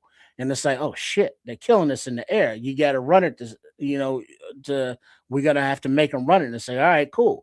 We have, a more of a, not a scat back, but a more of a fleet of foot and swift, where you got a more of a, I just want to hit somebody and run you over in Monangai. And then, as Ryan Poles said many years ago, talking about specifically wide receivers and their different sizes and builds and makeups, it seems like now the wide receiver room that he's put together kind of resembles what he was talking about a few years back when we were dealing with, the Pettises and the EQ St. Browns of the world. So now we got a couple 6'3", 6'4" guys, a couple 5'8", 5'10" guys, and everything in between that can, run all the different positions. And defensively, it's still a work in progress. It's it's a changeover. The offense has had a head start on the personnel for the offense for Ben Johnson, whereas we're just kind of getting into the Dennis Allen grocery list, and we still really haven't fulfilled it. So that's still a work in progress in this iteration of the team. All right. I'll let you guys roll on this one. I don't have I get the offensive side of this from a scheme perspective. Scheme balance between the two is something I kind of would like to see. I'm not sure how this defense puts that down, and I can't put it squarely on Dennis Allen here. I think Dennis Allen's expertise is more in the secondary. I think our secondary is going to be strong, but that leads me to worry about the obvious thing, and a powerhouse team running a football against us might make for a challenging Sunday. What I think a better way of looking at it defensively, this would be easier to the parts and the sum they all need to come together. Everybody needs to be able to feed off of one another. So somebody else's strength, somebody else needs to be able to feed off of. You know what I'm saying? So if we have a strong edge rusher let's just say we have a strong 3 technique, somebody that's really getting off the ball and really getting back there and denting the pocket and making havoc back there. The person behind him, the linebacker, needs to be able to clean that shit up real fast. They need to complement each other. That's what I'm trying to get at. Compliments. Everything needs to fit. Everything needs to fit the way it's supposed to. And that's what I'm talking about by balance. You're not scared to call anything on the goddamn play sheet when you got that going on. Anything on the play sheet works. Anything. Well, like I say, offensively, I think we have balance in spades, man. There isn't really an area offensively that I can say that we have a shortfall, except for, again, potentially at left tackle. And that's not, you ain't really calling plays with left tackle in mind other than additional protection over there. It's really the defense and how. No, kids, I'm gonna argue with you here because the offense wasn't perfect and the symmetry ain't perfect yet. Wasn't perfect? No. The symmetry wasn't always there. I agree with you. You didn't see it even when they were rolling good. I think it's closer to perfect. Oh now, yeah, given the new personnel. It is, and I think they're still trying to find the right balance. I don't know. I think they have the right. I think they have the right things with respect to the running back room. They could use one more, they could use one more talent, maybe. So here's the thing, though, kids. Remember last year, to Nomad's point, how many times it was like, fuck, Durham Smythe, can you make a block? Give a brother in the pocket a chance. It's like, oh, come on, y'all. What are y'all doing? Somebody missed the responsibility. So the maturation of everybody within the offense working together, pulling the same direction, after, a year together. And so now as, more pieces like a Xavier Thomas comes in, now, Colston can help him out. Luther can help him out. Rome can help him out because they have the experience. So as the pieces are more not detailed pieces, but more of players that are specialized, that Ben Johnson can work with, will also enhance the offense. So there's a lot going into it to help it grow, but it's so far all being added. But that's where I am. I think they added the specialty that they didn't really have access to last year in multiple areas. Obviously, just an outright speedster is one of those areas. Having a you identified Durham Smythe, and hopefully Sam Roush is potentially an upgrade in that regard. A, in the blocking arena, but B, can actually be utilized as a receiving talent and or ball running talent. Like he can do both. And all that symmetry needs to be developed. If Caleb and Ben are about at 35-40% capacity with each other in symmetry, then the offense can't be as balanced as we want to believe it is. It's not. They got more people to distribute the ball to in a second-year offense with a quarterback in the second year in the system. Tripp is right. It's going to take a little more time. I mean, it looked good in a nice run there. But now with these added pieces, and we're gonna see. We're gonna see. And I think if they put the work in like I think they will, I think all this conversation is for naught. They will just grow. So you're at wait and see on the offense. That's interesting. They gotta, I'm telling you, when I say we got weapons galore, and anybody on that, there's six guys that can hurt you. There's 5 offensive linemen, and the other 6 can hurt you. Every last one of them, including the quarterback. That's hard for a defense to assemble and game plan for. Hard. Trust me when I tell you, when every last one of them are live, and you don't know what formation you're going to get, that's extremely hard. When the tight ends are live, when the running backs are live, when you can put in 12, 13 personnel, and the quarterback can just take the ball and just run with it, that's hard to defend, bro. But now it's about them, all those weapons, and them getting symmetry together. It's amount of reps you get together. How much time on task do you have together? That's what brings the symmetry. And so it's great on paper. Now it's got to be put into action, and the symmetry just needs to happen naturally. That's why.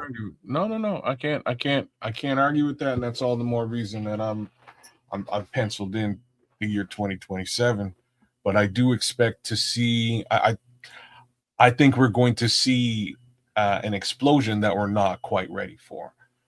Explosion. I do think we're going to be explosive, but I don't expect it to be like we coming right out of the gate. Like there's going to be some hiccups, bro. Trust me when I tell you, before that thing starts to really churn. Right. Grizz, Oz left a ton of plays on the field. Part of that I'm giving to Caleb, though. That was because he just dropped the ball several times. But if Khalif Raymond, does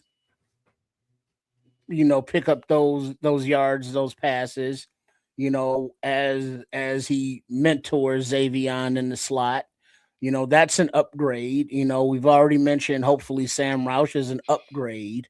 So there are upgrades that have happened with this offense as well as a maturity level. So yeah, let's go.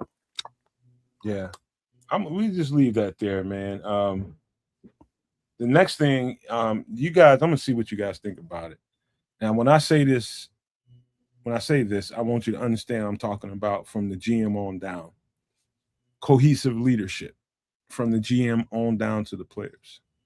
That means everybody in between, whether it be, the people that's running and washing the uniform, the people that's running the water on the field during practice. I'm talking about GM, coaches, the message from the coaches down to the players, and the players' leadership down to everybody else.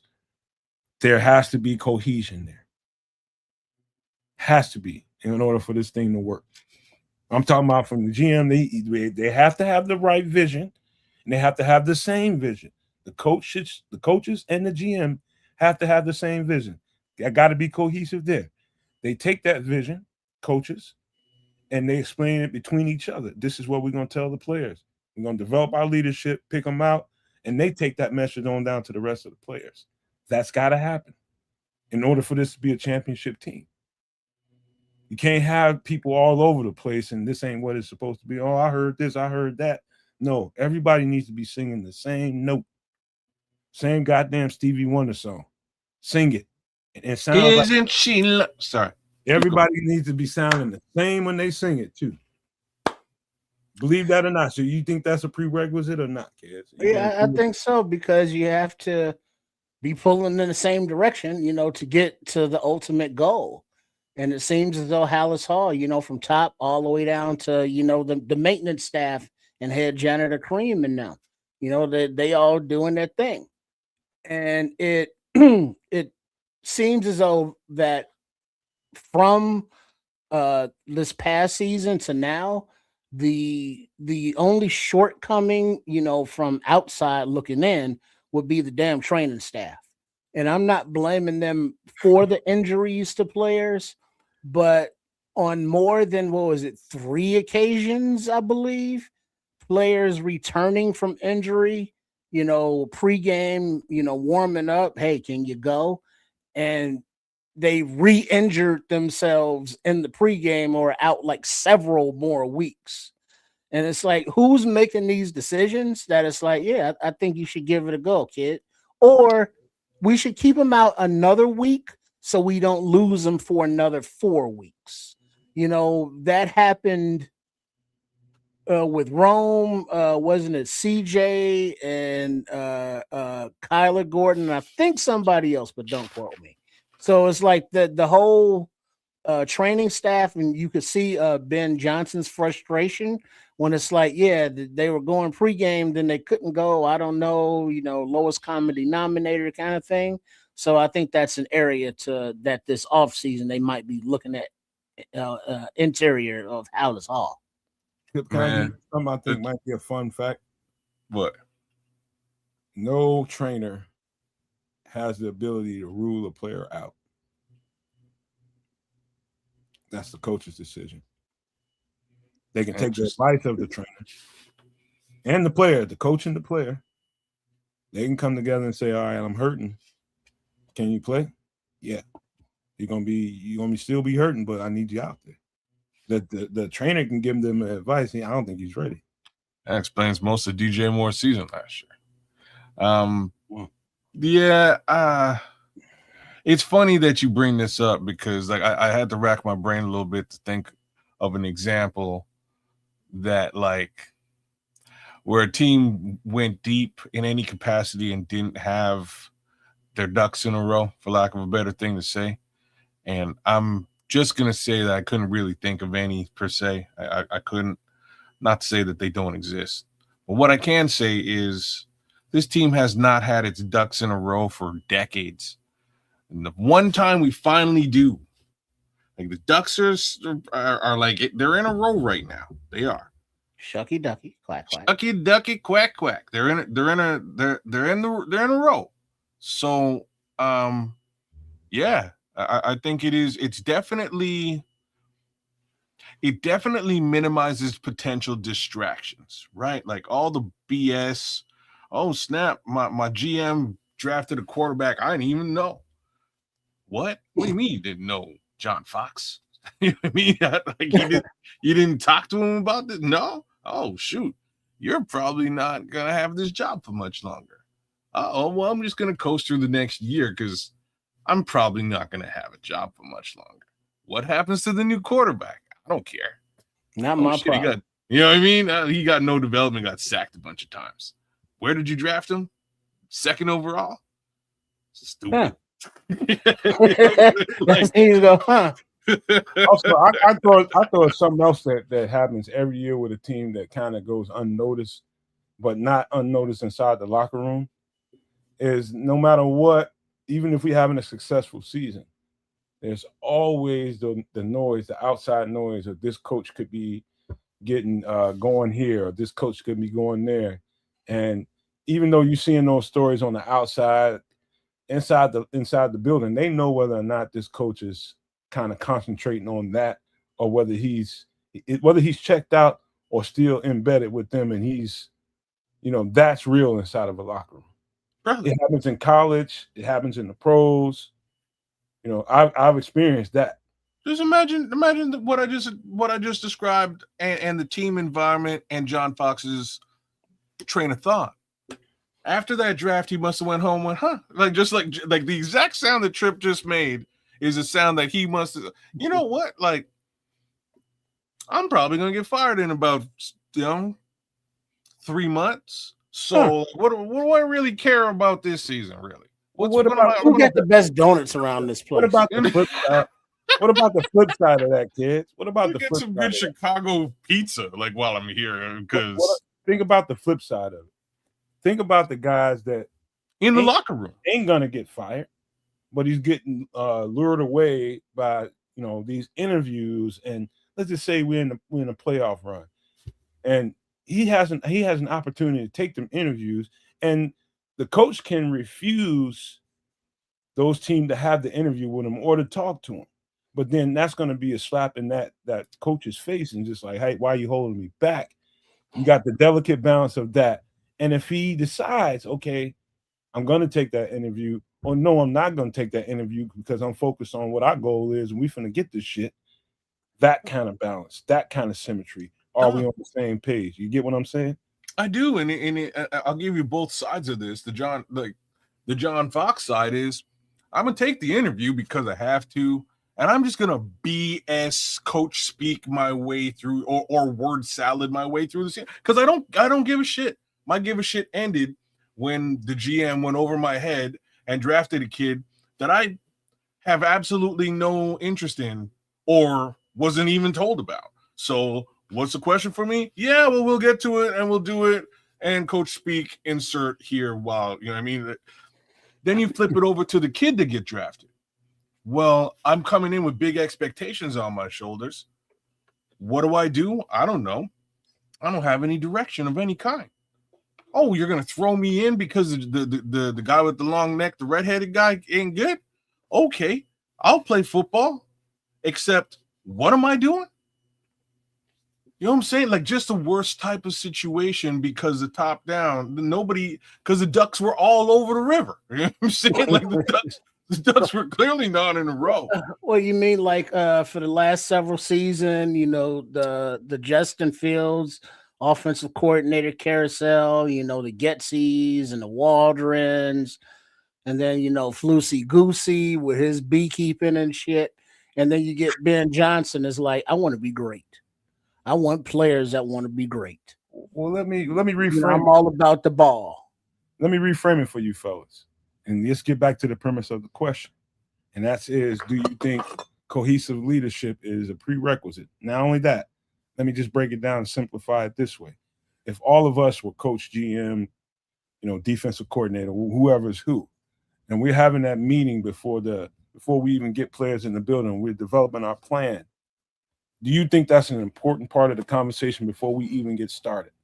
I personally think that's very important, because when we get to that point, if teams start to try to pull at some of these coaches and pulling at our threads, this is our plan for that. Do y'all think that's important? It's so important that it's not even necessarily the coach. Like, part of why it's important is the GM, because we just sort of looked at the coach on the hot seat case scenario with the young draftee, but there's also the GM on the hot seat, which happens almost at least in Chicago, it happens almost as frequently as the coach being on the hot seat. A lot of the times the GM winds up going right out the door, right alongside. You don't really know when that's going to happen, though, kids. You kind of can feel when the coaches might start getting pulled in one way or the other. The GM, but I think the cohesiveness is everybody doing their job. And let me explain that real quick. You go in Hallis Hall as a player, you want to know that when you park your car, it's going to be safe, that there are no, going to be no scratches, no nothing. So the security has to make sure that only the allowed personnel or people are on the property. You want to make sure your catering cafeteria staff has the best ingredients and they know their players. It's like, hey, he likes his greens, he likes his fruits. You want your management staff, whoever's doing the laundry, to make sure it's like, hey, this kid's allergic to, these dryer sheets. So we want to make sure our star, kicker, his socks don't give him like trench foot or nothing.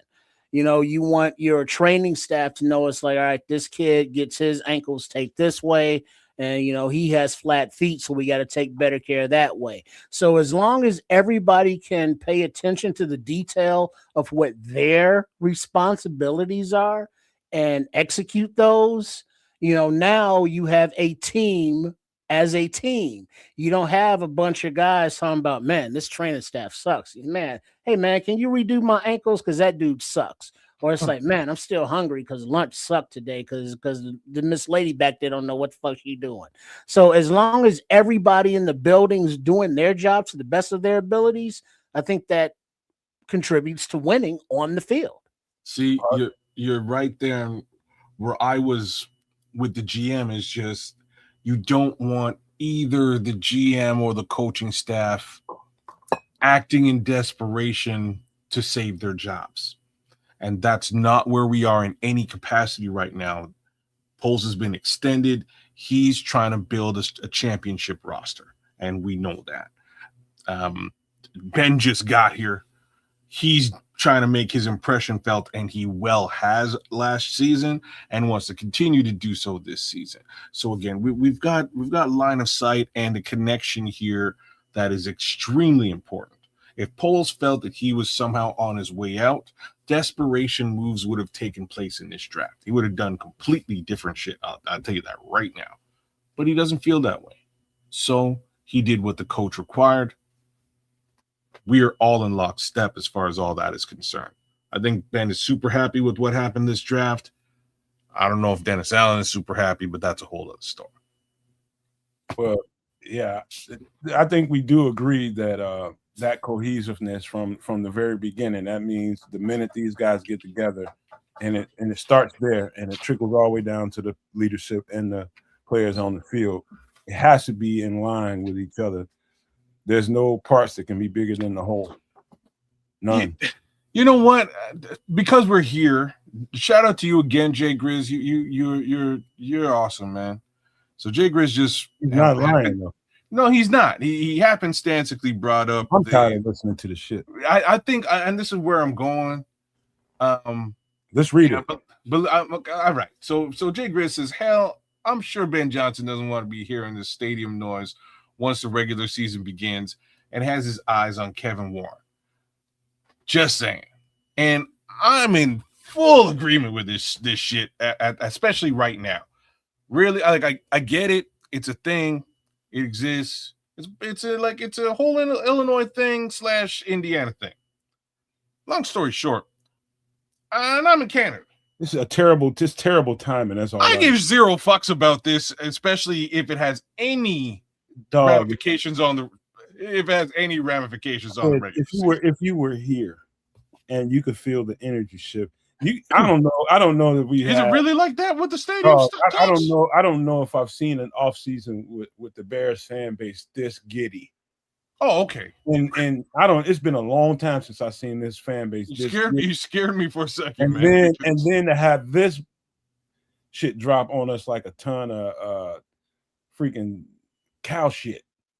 It was terrible, man. I just watched the fan base go from.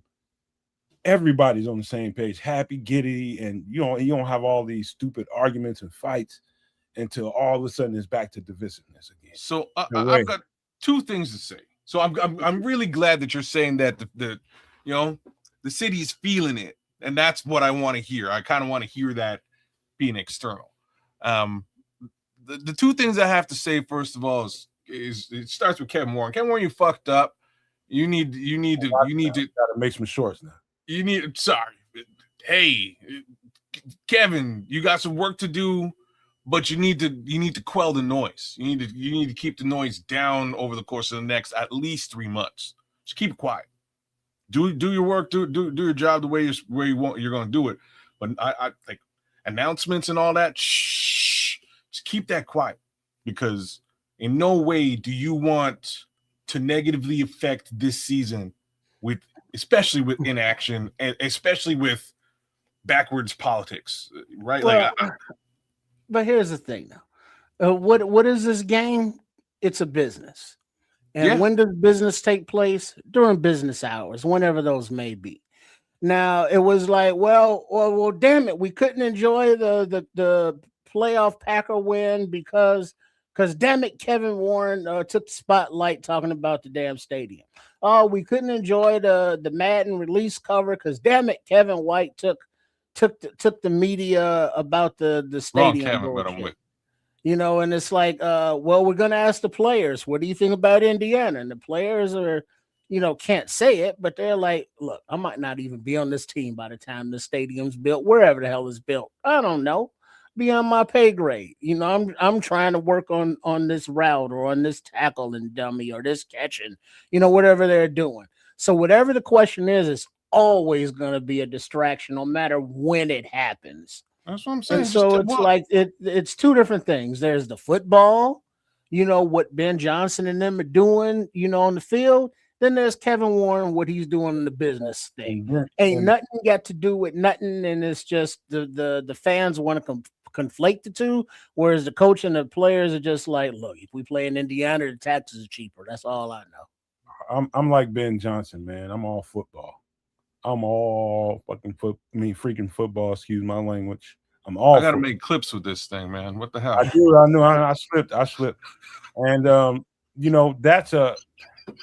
it's unfortunate, man. It's very, very unfortunate how that happened, and why it happened is irrelevant. It's the timing, and I think Ben Johnson's his silence it speaks volumes to me. He had a word about it, and I know he cares.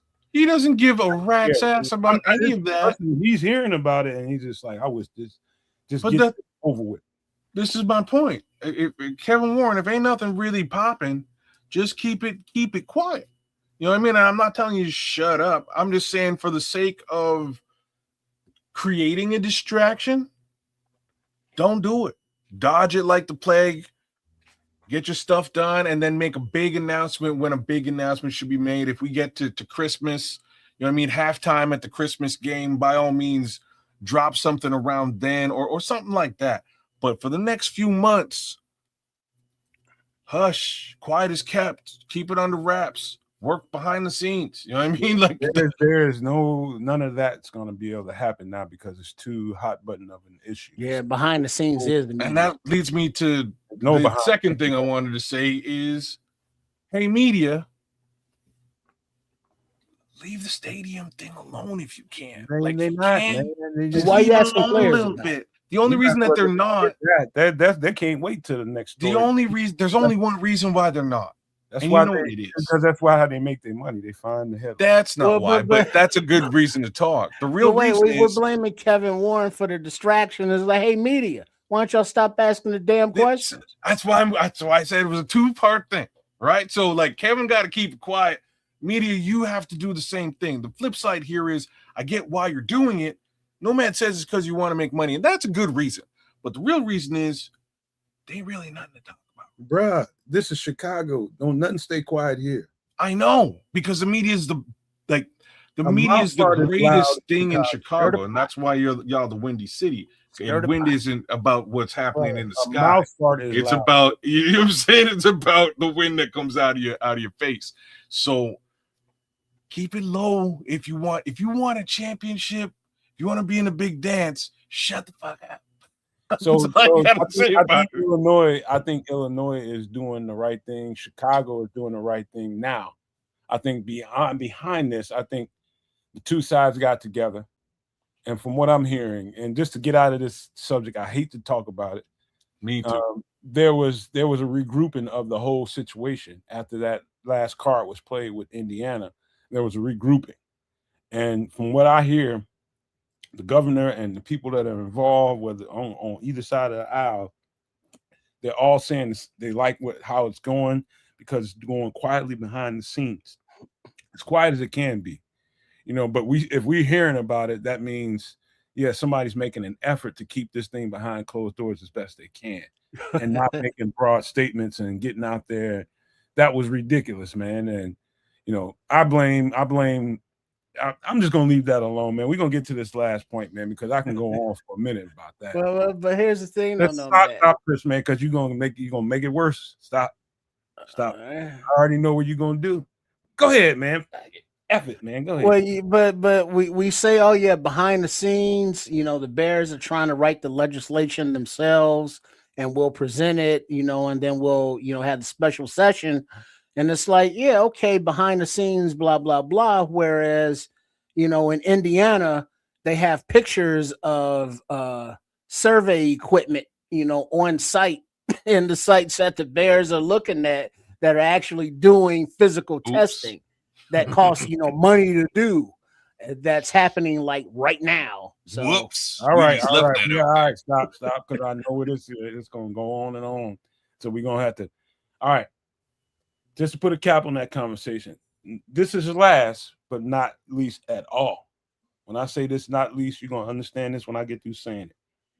Because you guys probably get tired of hearing me saying I've said it every year, anytime we get to this part, the important part of the season. And I want to say it. Prerequisite for a championship team: peak timing and resilience. What do I mean by that? I mean being healthy. I mean playing well late in the season. Prerequisite for a championship team, yeah or nay? Oh, man, yeah. You nailed that, right? Because that same New York Giants team we were talking about a minute ago, maybe it was a couple more than a minute, but you know what I'm saying, that Eli Manning team, big part of the reason why they went to the Super Bowl that season is because everybody throughout the early part of that season was hurt. Whole team was hurt.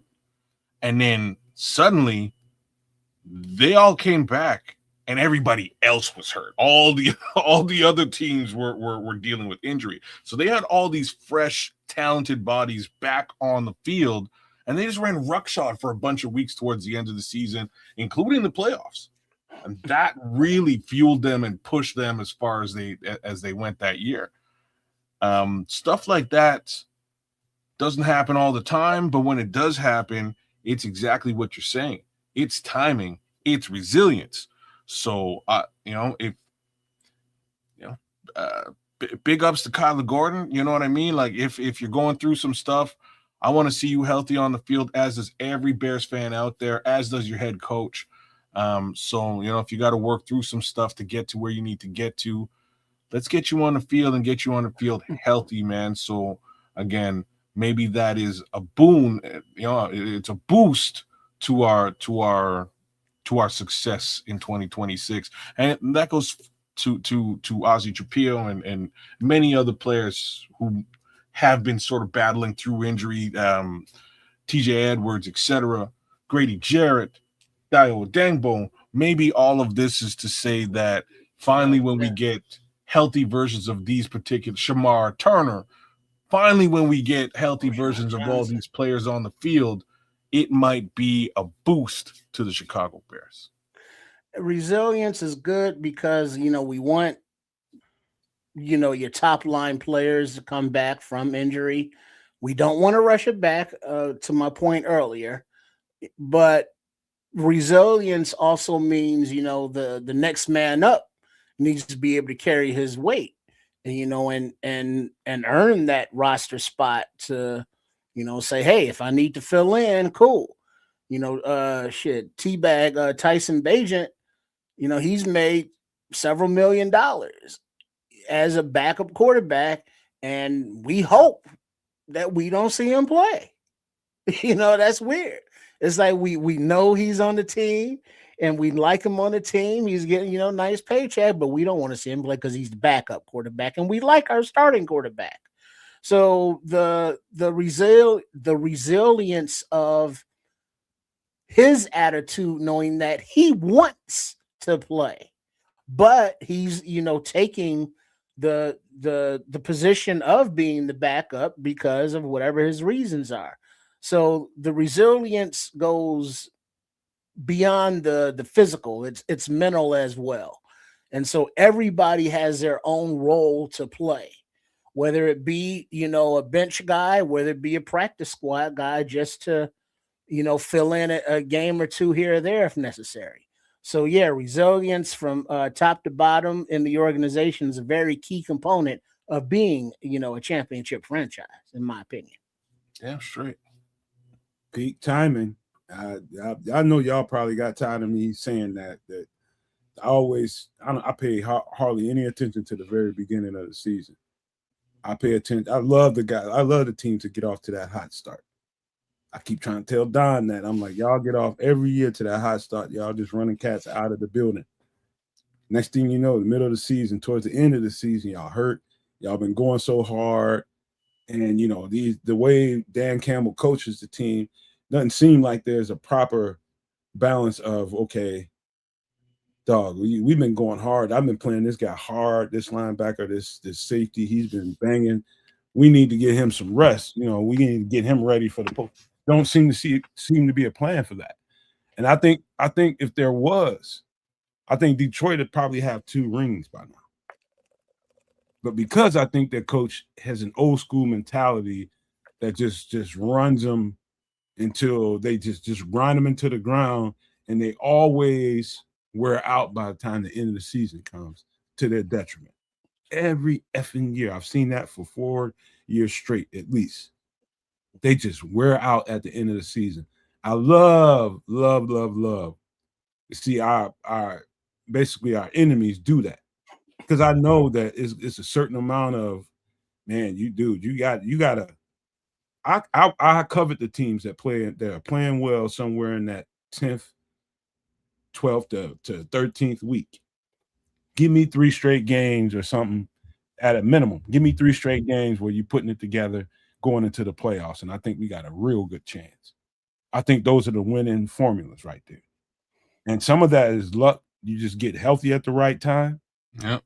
You know what I mean? Guys coming back at the right time because they beat up.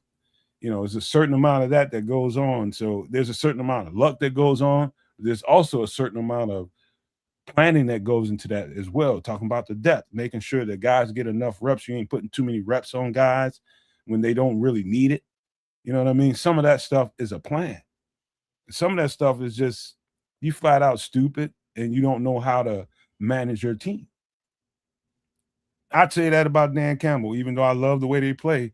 It's too physical all season long, and they wear down at the end of the season. They do every year. So I think that might be, if there was one thing that can override everything that we were talking about, it's that. Peak timing and resilience going into the playoffs. That one there is a bit harder to control. So got a little bit of luck involved in that one. You know what I mean? A little bit. What can you do about that one? So we'll see how that pans out. All right. Any of those points that we made tonight that you guys disagree with, if they are, let me know and we can talk about it. Because to me, that's the way I see championship formula. No, I can't argue with any one of those points as general statements. Do we have every single one of those points in spades? I don't know. I don't think so, but not up to me to think so. I can't wait to see whether we do or don't. That's what the excitement of this 2026 season really comes down to. About you, Trip? Yeah, it's a lot of wish casting, forecasting, speculation. You know, now we get into the dog eat dog time of the summer where it's like, you know what? I don't know how good this team is, but I think they're going to be good. And it's like, why do you say that? Because I do. And damn near every fan base, is at or getting to this point, unless your team sucks, looking at you, kiddies.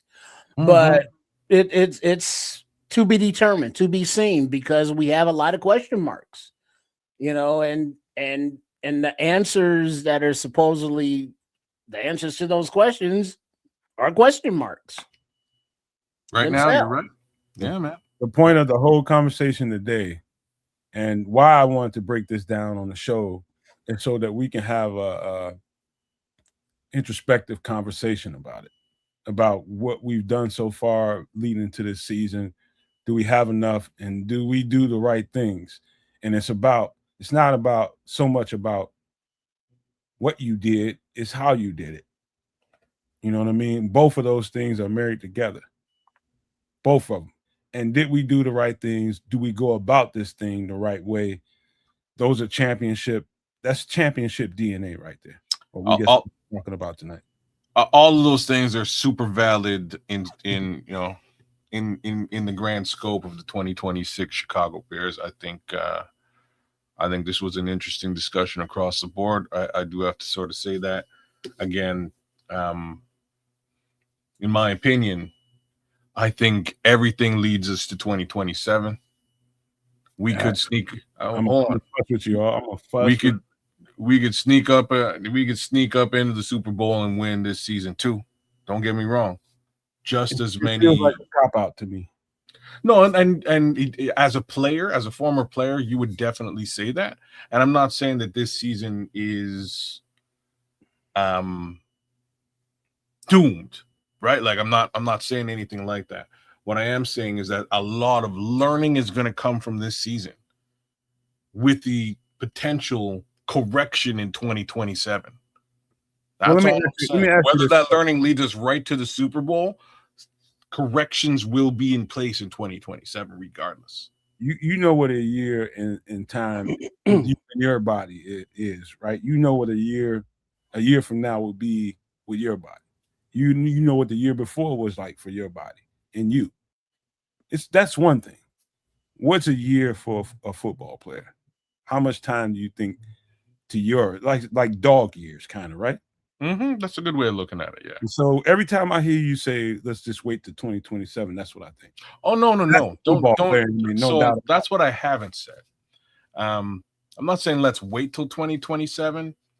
I'm saying that 2027 is the year that everything lines up perfectly, with the slight exception of the one thing that Trip kind of alluded to earlier on.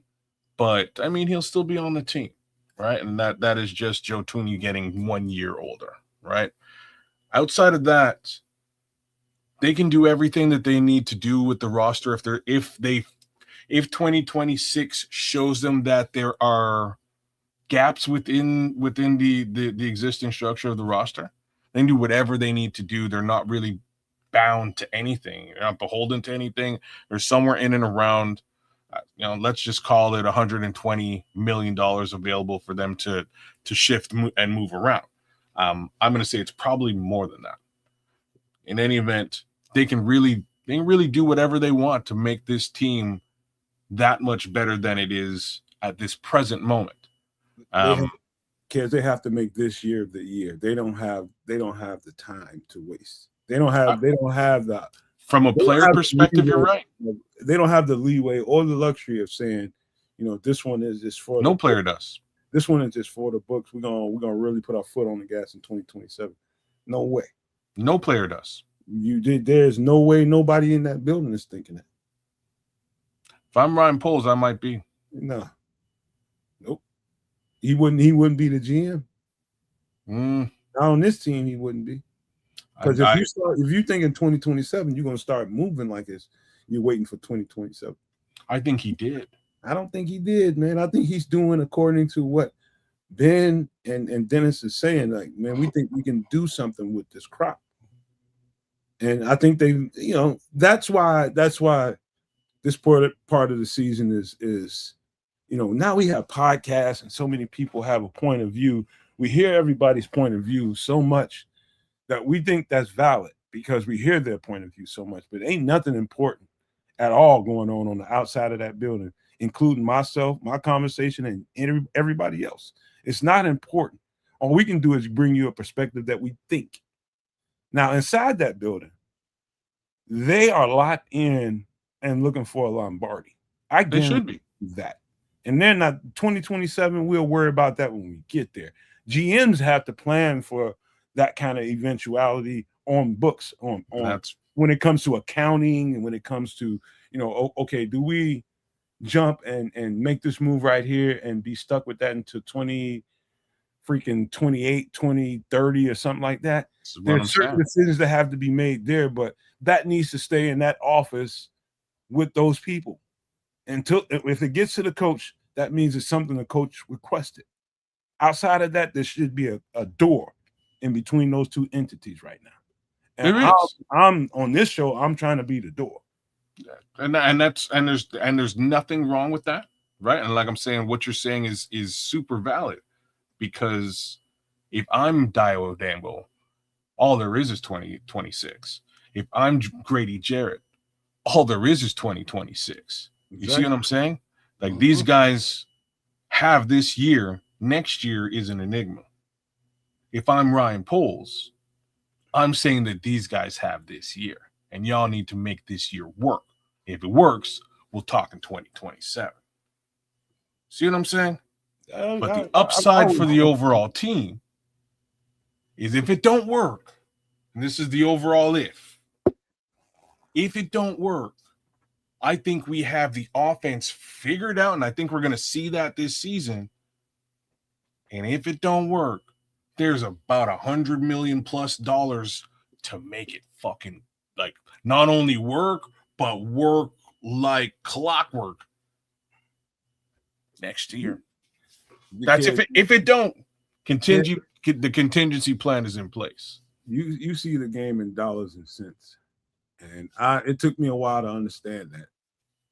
It took me a while to understand where your perspective. The game is a business, my friend. In a major way. Of course it is. In a major way, it's a business. It's a chess. It's chess with dollar bills. It took me a while to accept the fact that that's where you are, and while we do these shows, why your mind always bends that direction. And I understand it. I totally understand it. Part of my mind goes there too, but fleetingly when it comes to the game, because I'm so busy doing other stuff when it comes to X's and O's and understanding certain things that are happening. I don't spend a lot of time worrying about that, but that's just me, being an ex-football player. That's just how we're wired. You know what I mean? And that's why I'm saying your perspective on this is it's super valid, because there's two distinct ways of viewing this. And your way is very important, because that is the fuel for the team behind the doors at House Hall on Monday. That's the drive that they have on Monday, right? When they open the doors and they get there and they put in work for the 2026 season. You're a billion% right. Like, you'll be thinking about what we can do with cap space and different things like that down the line, and how they can manipulate that to help us. You'll be thinking something like that. Now, the conversation going on about Kyler Gordon, what's going on with him, my mind automatically goes to the human aspect of Kyler Gordon. I start thinking shit like, yeah, we need him, but what's going on with you, man? What's really going on with you? Maybe he knocked down some stripper or something and got into a bad situation, and he's suffering because of that situation, and he's trying to get that figured out. And it's getting drugged through the mud. I start thinking stuff like that that's very real, that you may or may not hear about. But, my mind goes to that, because in real situations, there are star athletes that are being preyed on by predator women. Start thinking about stuff. I didn't mention that. Saying that there's women predators out there? Come on, man. They're beasts. They are beasts that's looking and sitting up there, sharpening their teeth. Scrolls, you hear about this?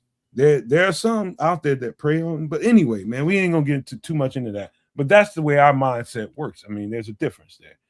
But, all that being said, do I think we have the ingredients to be a championship team? I'm going to say yes, but I think we're going to be better by the time the season is over, whether it be just because of the amount of reps we play together, or they add some talent between now and the trade deadline. That means somewhere during camp, after camp, somewhere around the trade deadline, I think we'll be a better team as far as physical talent goes. And it's going to give us some of the things that we don't see happening right now. That's what I think. But those things we talked about tonight, those bullet points, are, in my opinion, prerequisite. And I think these guys agree with me tonight, prerequisites of a champion, man. That's just the way it is. You got to have those things. But any last thoughts about any of those things that something stuck out? You want to point it out before we get up out of here? Nah, I'm straight, man. No, great show tonight. Yep. You sure? All right. Want to get some closing thoughts before we get out? Start with you, kid. Yeah, let me big up the chat as per normal. Jay Grizz, Levante, you guys are killing it in the chat. Oops, unaliving it. My bad. Who else is out there? Paul Rodriguez. Shout out to you. Shout out to Paul Ski. Ron Winarski. Big up to you. Big up to the new job. And Scrolls has put you on pause one too many times. So mad love to Scrolls either way. Thanks for the gifts to all those no maniacs out there, Ron. We appreciate that. Safe travels to Smitty Q, man. Be safe out there. He says he's going across the country. Who else am I missing? Am I missing anybody else? I know there's been a lot of new folks out there, man. Big ups to all you new folks. I saw a couple of you guys today. One of your names I just flat out couldn't pronounce, but is what it is. Who else was out there, man? Anybody else to bang out? True Pilgrim, Cloud Chasers is with us tonight. AC Adam jumped in. Yeah, that's the guy I couldn't pronounce. I'm not going to try to do that now. And Leo Reigns, big ups to all you guys, man. Give you a whole bunch of love. Come check us out on Wednesday. We will be doing some extra sauce as per normal. God only knows what we'll be getting up into. But there will be some Chicago Bears there for sure. So we will touch on any new news developments in that regard. Outside of that, the world is good. House of the Dragon is awesome, and I'm about to catch me episode 2. Trip? Yeah, make sure everyone is subscribed to all 3 networks: Nomad Network, Kedz a Canuck, and Sports Chicago Style, also known as Triple R SCS. And give a shout out to those, not only in the United States, but I believe, throughout Europe, there's a heat wave going on. Everybody stay cool. And then like Venezuela and other areas that had to or suffering through the earthquakes and aftershocks and all that. Which was ridiculous. Y'all be safe down there and be safe. Yeah, we might have to bring some of that up on Extra Sauce because it seems like the Ring of Fire is really starting to come alive, man. And that's the Ring of Fire. Oh, you see, he with me on this one. I know. I happen to know that. It's Johnny Cash, man. Ring of Fire. Hey.